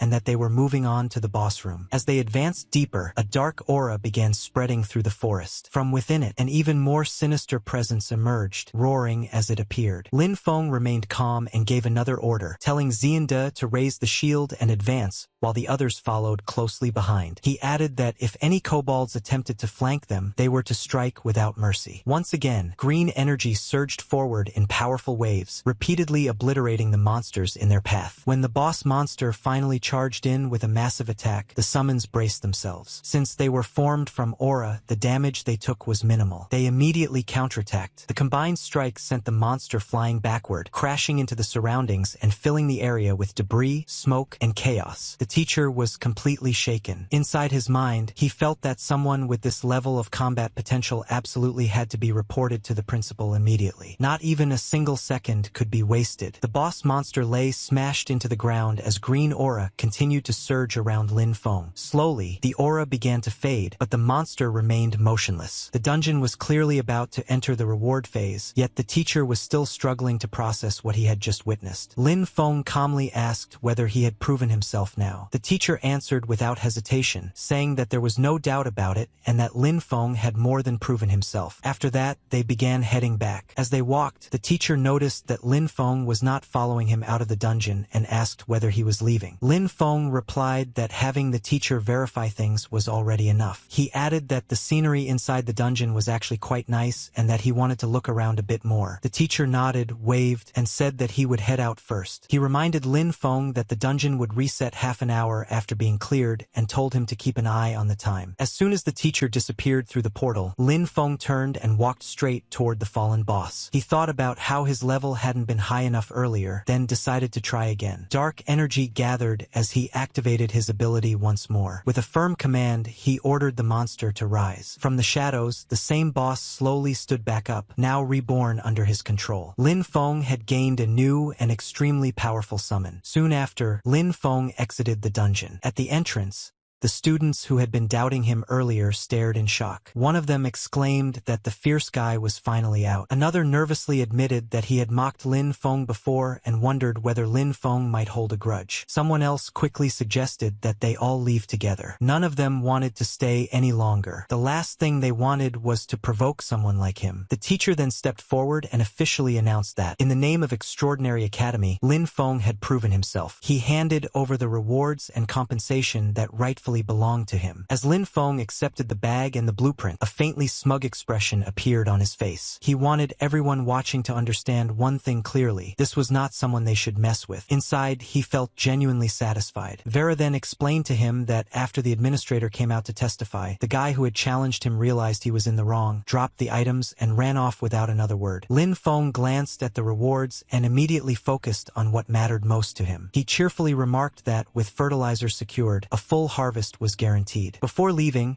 the teacher added that Lin Feng might also want a recording stone containing footage of that student's performance inside the dungeon. A loud, heavy impact echoed as someone threw a powerful punch straight into a punching bag. The scene shifted to Sun Will Academy, inside Haru's room. Haru was clearly in a terrible mood. As he continued striking the bag, he kept thinking about Lin Feng, calling him a lowly farmer who had humiliated him again and again. He realized that brute force wouldn't work, and academy rules couldn't touch Lin Feng either. No matter how he thought about it, neither path would solve the problem. After thinking hard for a long while, an idea finally struck him. He suddenly remembered that Lin Feng was only relying on his nature magic and summons to show off. With that thought in mind, he immediately ordered a letter to be sent to the front lines to his uncle, the Count. As the letter was taken away, Haru added another instruction, telling the messenger to have the nature department mentors currently rotating on the battlefield return to the academy as soon as possible. The person delivering the letter hesitated and asked if Haru was planning to use the nature department mentors to suppress Lin Feng. Haru answered without hesitation, saying that was exactly the plan. He thought that those old mentors valued purity and strict rules of nature magic above everything else. If they were the ones dealing with Lin Feng, he wanted to see whether Lin Feng could still act so arrogantly. At the same time, back at Extraordinary Academy, the scene shifted to Vera's room. She was repeatedly watching the dungeon recording, unable to look away. As she studied it, she muttered to herself that Lin Feng was simply a monster. In her eyes, his understanding of nature's power had already become instinctive instinctual, something far beyond normal comprehension. She briefly considered waiting until tomorrow, but immediately rejected the idea. Instead, she decided to write a letter right away to notify those same old mentors to return as soon as possible. She felt they couldn't afford to waste any more time. The worst possible outcome would be losing Lin Feng to another faction, and she was determined to keep him within their side. Without hesitation, she sent the letter off, watching as it flew away into the distance. As she looked up at the sky, admiring the drifting clouds, a faint smile appeared on her face. She calmly thought that if those old geezers didn't hurry back, their lifetime achievement honors were about to slip right through their fingers. For several days in a row, Lin Feng lived inside the dungeon. He had to face a lot of beasts, but it was nothing to him. He could easily deal with them. One of the beasts goes down, and Lin Feng stands beside it, analyzing the surroundings as the smoke slowly subsides. Then, suddenly, notifications start appearing. 10 meters 28 seconds, 10 meters 29 seconds, 10 meters 30 seconds, 10 meters 31 seconds, 10 meters 32 seconds. He keeps beating his own records. When he comes out, the people outside start commenting. One guy says he solo cleared again and is still this fast, treating the dungeon like his own backyard. Another guy says he's at it again and wonders how many runs this is today. Someone else says he didn't count and is too lazy to count, adding that this guy is just crazy. Another person says to scatter because it's boring and watching him grind dungeons isn't as good as watching others farm. Lin Feng then walks forward, shows his box of items, and says he's here to exchange for fertilizer. Brother Chen looks at him and says that student Lin Feng's accumulated credits are enough to apply for promotion. He adds that staying in the lower academy has little meaning for him and suggests applying for promotion to the upper academy. Lin Feng thinks about it and says,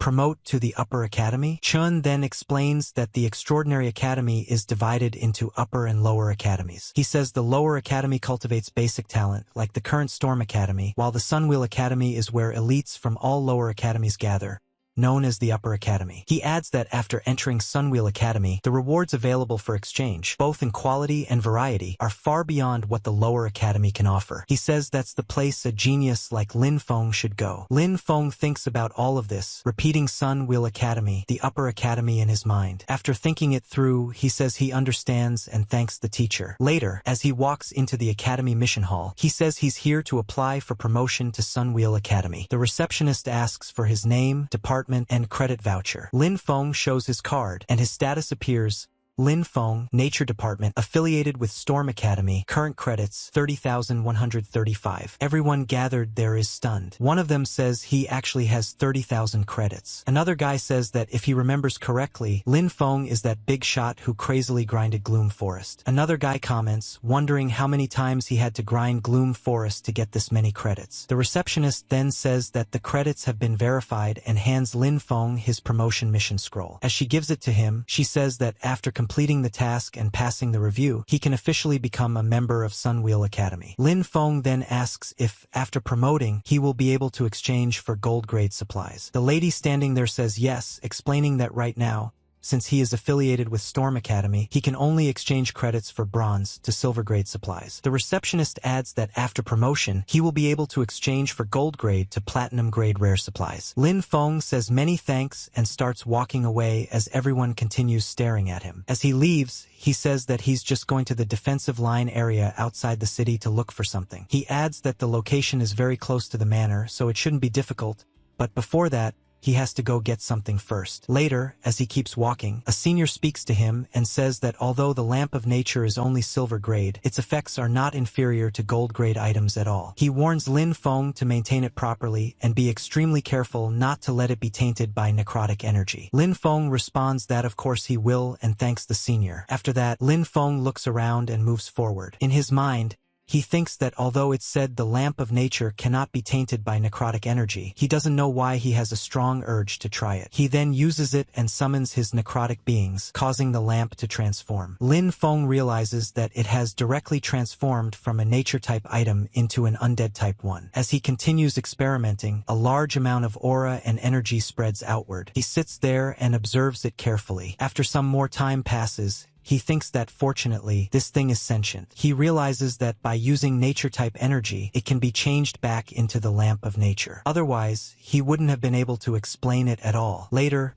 outside the city at Lin Feng's farm, he brings the lamp there and places it above the fields. Soon after, a large amount of crops begins to grow. Then he thinks that the power of the lamp of nature is truly terrifying. Even on its first use, it can make crops grow this rapidly. He thinks that there will only be more such things at the Extraordinary Academy, and it seems he must complete the Upper Academy promotion mission quickly. He quickly heads out, leaving his beings busy with their own work. A bit later, we see the words periphery of the abandoned watchtower. There, Lin Feng thinks that this is the mission location. As a search mission, the visibility is low, so it's best to be cautious. He notices that the area feels very fresh, and someone has been here not long ago. As he looks around, he sees quite a lot of footprints. While analyzing the marks, he wonders who would come here. Suddenly, he notices something and immediately looks up. There are several people nearby. One of them urges the others to hurry up, saying the young master ordered them to take the item before Lin Feng arrives and make his mission fail. Another one laughs and says he found it. A third guy tells him to keep his voice down, warning that the guy named Lin could arrive at any time. The other one scoffs and says there's nothing to be afraid of, adding that when the time comes, they'll just use fire-type magic to burn the thing. As he says this, he throws the book and adds that once the item is destroyed, Lin Feng's mission won't be completed either. However, the book flies straight into Lin Feng's hand. Lin Feng calmly says that in that case, he should thank them. The group is instantly terrified, clearly not expecting this outcome. One of them curses and blames the other, saying it's all his fault. He even hits the other guy and yells at him to snatch the item back immediately. Both of them then gather aura in their hands and rush straight at Lin Feng. Lin Feng immediately responds, gathering green aura of his own. In an instant, spikes and vines burst out of the ground and move at incredible speed, tightly binding the two attackers. The moment they are restrained, they are dragged right in front of Lin Feng. Lin Feng asks if they are going to give him an explanation. He even laughs, knowing that once they are bound like this, there is nothing they can do. Later, at dusk outside the city farm, Lin Feng thinks about Haru. He didn't expect it to be Haru again. He realizes that if this continues,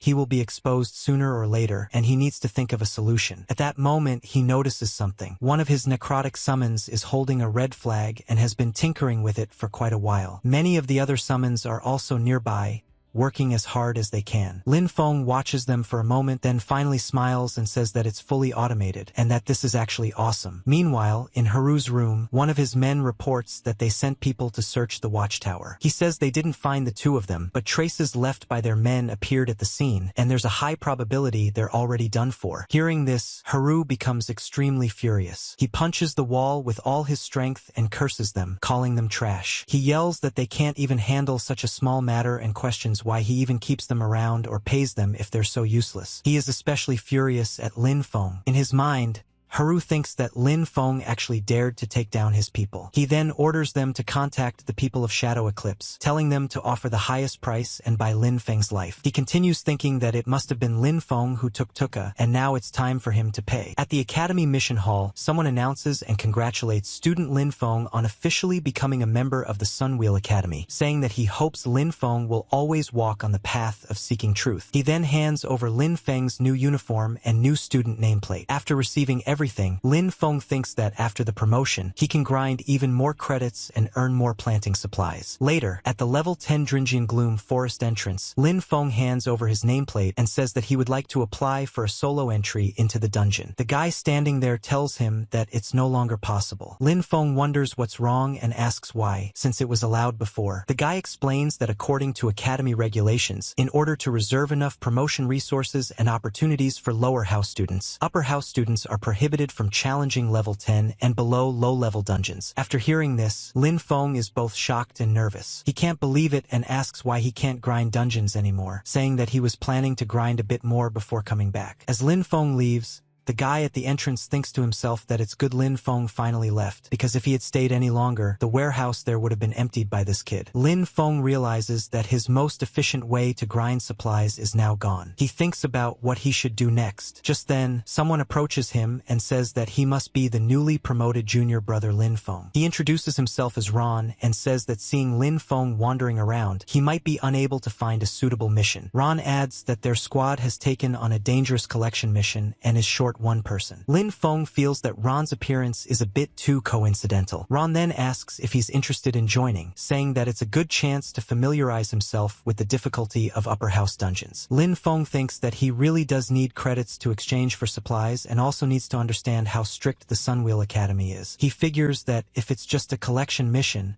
it shouldn't be a big problem. So he agrees and says he'll join. Ron happily responds and says they should head out right away. When they arrive at the dungeon entrance, there are already 2 people waiting. Ron introduces them, saying that one is the cold-faced Yuve and the other is the sore-faced Carter. Ron explains that their goal is to collect moonlight grass deep in the forest. He says the mission requires 10 stalks and that, according to intelligence, there are night elves patrolling the area. He tells everyone to try to avoid combat and focus on gathering. Later, deep inside the Shadow Woods, they walk together and suddenly spot a patch of moonlight grass. Someone tells the others not to start fighting over it, saying this is their mission objective and that he didn't expect the trip to go this smoothly. However, as they are carelessly collecting it, dust suddenly rises, and flying insect-type monsters surround them, attacking from behind. Ron immediately warns that it's not good, and says it's a night elf patrol squad, telling everyone to prepare for battle. The night elves start attacking them with sticky substances, but Ron manages to deflect the sticky material back at them. He then orders everyone to take their positions and tells Lin Feng to use nature magic to harass them, explaining that night elves hate nature magic. Lin Feng immediately says he understands and starts using his nature magic, sending vines all around the area. The vines quickly capture the night elves,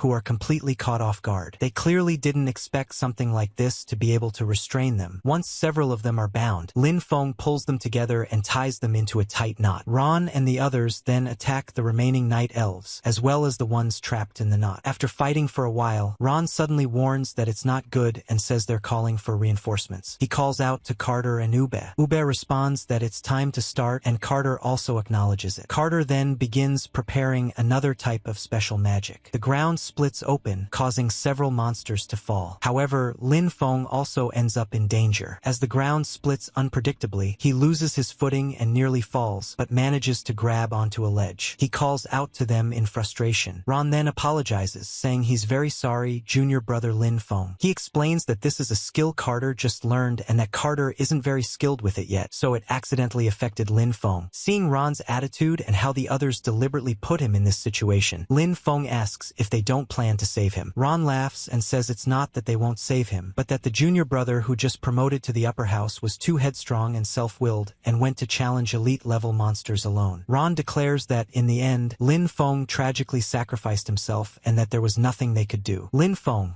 however, makes a strange face and asks if they aren't worried about being exposed for murdering an academy student. Ron explains that the Sunwheel Academy student nameplate has undergone special processing and can record powerful magical energy. He says that after Lin Feng dies, they'll take his nameplate and use it to record the elite monster's magic. Not interested in their babbling, Lin Feng asks one last question, wondering if there is really no other way to know what actually happened there. Ron confidently says they've done this kind of thing many times and tells him to trust their professional standards. Lin Feng says he sees and understands. Then he lets go of the ledge and appears to fall into the abyss in front of them. Ron comments that since Lin Feng knew he couldn't resist, he chose to jump down voluntarily to give himself a quick death. But then Ron suddenly senses something is wrong, and at the same moment, Lin Feng's voice asks if they are ready as well. Lin Feng appears above them instead of below, exactly where they never expected him to be. Everyone is completely shocked. Lin Feng calmly tells them to face his legion. Ron immediately panics,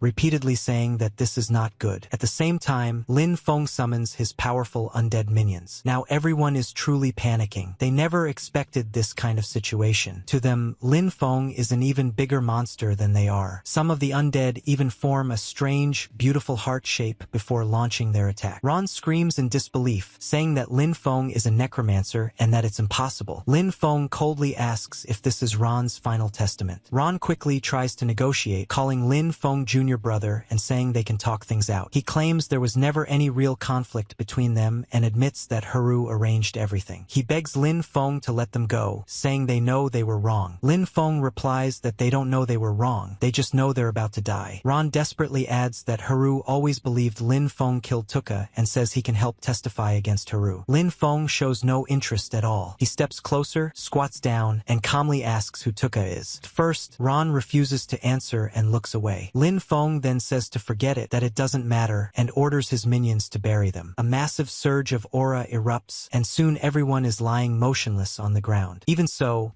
Ron curses Lin Feng, saying he hopes Lin Feng dies a horrible death. Lin Feng replies that Ron's good days are just beginning. He then orders Ron to rise, and all of them resurrect as undead minions. Lin Feng then reflects on whether undead transformed from humanoid creatures naturally possess higher intelligence than other creatures. He realizes it was the night elves' magic from earlier. He thinks he doesn't need to handle the aftermath himself, but since people died, it's best to return and report it. With that, he prepares to leave and heads toward the portal. However, something feels wrong. Lin Feng realizes he can't exit. Confused, he stares at the portal for a while, until a notification appears stating that the special item Regret of the Past has taken effect. It explains that before the dungeon is cleared, the exit cannot be opened, and that within this dungeon, all his attributes will reach 200%. Suddenly, black energy erupts all around him, and another presence emerges. Lin Feng is shocked by what he sees. Before him stands a massive creature, a gigantic horse fused with a towering humanoid figure. As Lin Feng watches the new figure preparing a massive attack, he suddenly feels that something serious is about to go down. He immediately summons his undead, thinking it won't be that hard to deal with. He gives the order to attack. His undead charge forward at incredible speed as the horse-like figure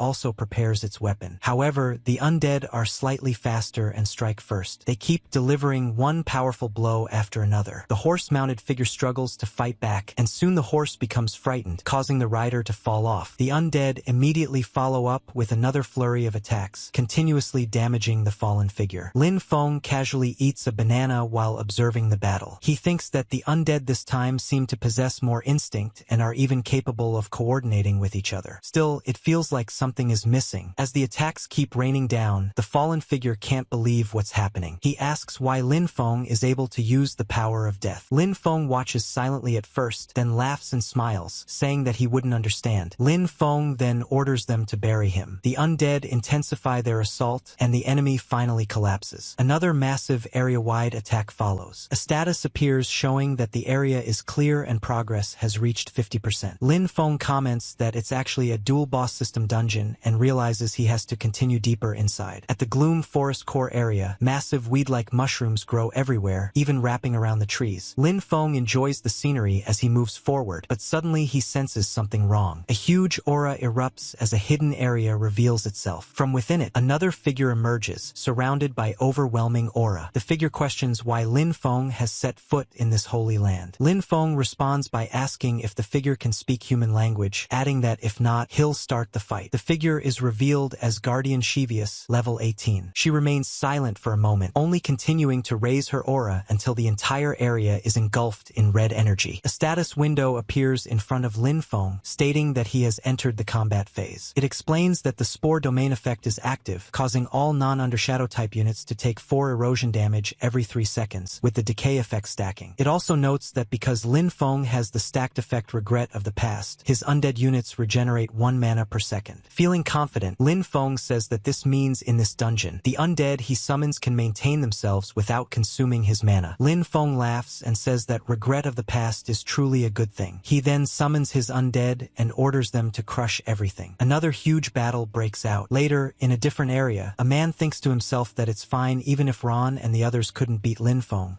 because the real final boss is still waiting. He thinks that although Regret of the Past increases all attributes, its true function is actually to lock the dungeon. With that kind of boss existing, even if all attributes were increased by 200%, or even 400%, it would still be impossible to defeat it. Thinking about this, he laughs to himself, feeling delighted as just imagining it brings him joy. Back on Lin Feng's side, a massive explosion has just occurred. Smoke fills the area as one of the undead walks out, dragging the defeated enemy along. Lin Feng calmly eats another banana while watching the enemy being pulled toward him. The enemy is unable to speak, completely shocked and stunned. She finally asks why He Peng betrayed them. He Peng says nothing. Because of the self-edited control, he doesn't even know if she is talking to him. She then angrily accuses him of destroying her hatchery and vows revenge, but before she can finish, she is knocked unconscious. Another explosion erupts as an overwhelming surge of power spreads out. A status window appears, announcing that the Gloom Forest dungeon has been cleared. The clear time is 2 hours and 17 minutes, setting a new record. The evaluation is A,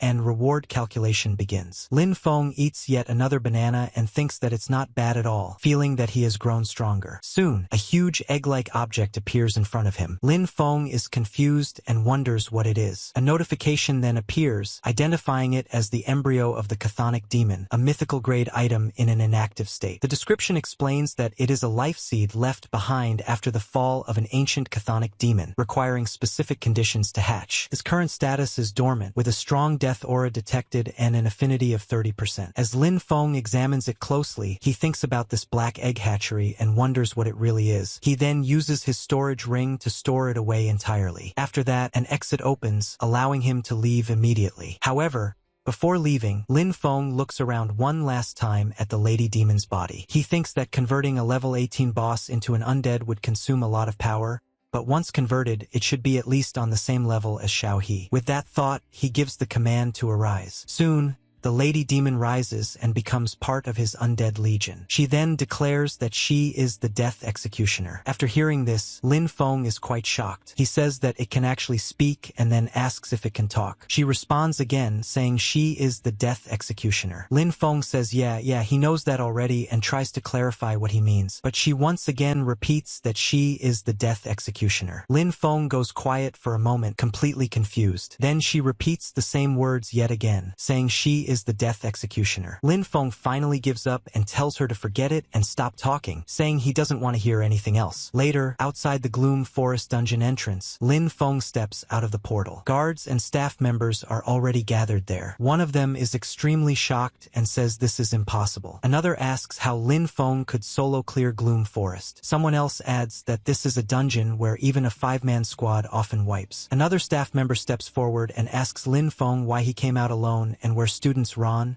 Carter, and Yue are. Lin Feng explains that they encountered a massive night elf attack while gathering moonlight grass and unfortunately got separated. He says he barely managed to escape deeper into the dungeon, accidentally triggered the boss fight, and narrowly survived to clear it and come out. As for the three of them, he says it doesn't bode well for them. The staff members discuss among themselves and conclude that it does match the magical power characteristics of night elves. One of them clenches his fists in frustration and asks Lin Feng if he encountered any unexpected situations after entering the dungeon. Lin Feng replies that after entering, he gained an effect called Regret of the Past. The staff member is shocked and immediately asks if Lin Feng has made any enemies recently. Nearby, another person at the dungeon entrance watches in disbelief, thinking that this is impossible and wondering how Lin Feng could solo clear the dungeon boss, something no single person should be able to achieve. Lin Feng notices him from afar and tries to stay out of sight, but his height ends up giving him away anyway. Lin Feng then says that as for enemies, he doesn't really know, since he just got promoted to Sunwheel Academy. The staff member acknowledges this and says they will investigate the matter carefully and ensure justice for him. Lin Feng bows slightly and thanks the mentor, saying he's counting on them to handle this matter. Meanwhile, the other guy still can't believe what just happened. As Lin Feng turns to leave, he quietly thinks about how he's going to send his undead after the moron who tried to take him down. After taking a look, Lin Feng thinks to himself that it was fine outside the dungeon just now, but after returning to the farm, this embryo suddenly became restless. He recalls what Xavier said before dying and wonders if this embryo was really placed in the dungeon intentionally by someone to be nurtured. He notices that the embryo can actually be influenced by both of his magical powers at the same time. He thinks that logically speaking, undead-type magic and nature magic shouldn't be able to coexist, so why is this happening? He wonders if the embryo is like him, capable of allowing two types of magic to coexist within its body. But then he reminds himself that he is human, while this embryo clearly looks like something created by the demon clan. He concludes that there is only one way to find out. He changes his clothes, puts on a fresh set, and heads to the principal's office. After he knocks, a voice from inside tells him to come in. The man inside notices him and says that student Lin Feng hasn't rested yet, even at this late hour. Lin Feng shows him the embryo and says that it's hard to explain and that the principal should just take a look directly. The principal examines it carefully and asks where Lin Feng found it. Lin Feng explains that it was was inside the Shadow Woods dungeon and dropped after he killed the final boss. At first, he thought it was just a normal drop item, but something felt off. The principal immediately recognizes it and says it is the embryo of a chthonic demon and that there can be no mistake. He realizes that the demon clan was actually able to bypass their detection and directly enter the dungeon to cultivate such a thing. Lin Feng repeats the term chthonic demon in surprise, and the principal begins explaining further. He says that a chthonic demon is one of the demon clan's units that uses humans as food. By preying on humans, they gain immense strength, and some of them can even cross space itself. He continues, saying that conventionally,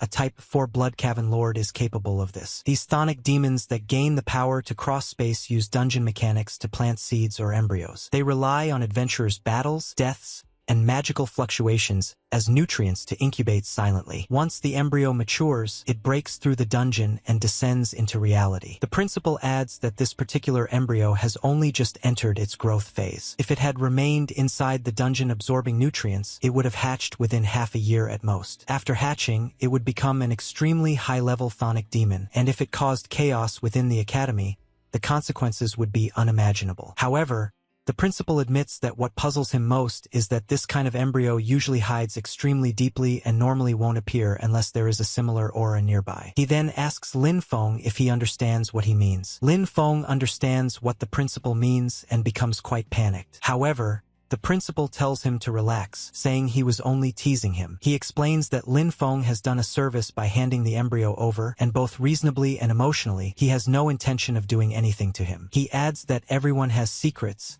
and the Academy respects that. As long as Lin Feng does not harm the Academy or trample on the bottom line of humanity, the Academy is willing to give geniuses space to grow. The principal then says he only needs one promise, that no matter what power Lin Feng possesses, he must remember that he is a student of Sunwheel Academy and a member of the human faction. Lin Feng bows slightly and says that he will keep it in mind. The principal pats him and says good job. After that, he takes out an item and explains that it is a territory banner. He says it is both a reward for handing over the embryo and an investment in Lin Feng's potential. He explains that once planted on land Lin Feng acknowledges, it can unfold a primary territory barrier with a radius of 500 meters and can even achieve a certain degree of terrain modification. Lin Feng becomes visibly cheerful after seeing this. He says that such rich powers of law are exactly what his farm needs. The principal then tells him that if there is nothing else, he should go back and rest, and that he will send someone to handle the matter. Lin Feng responds respectfully that he understands. Before Lin Feng leaves, the principal adds one more thing. He mentions that there will be a freshman exchange meeting in the Academy Auditorium in 3 days and suggests Lin Feng go meet some peers.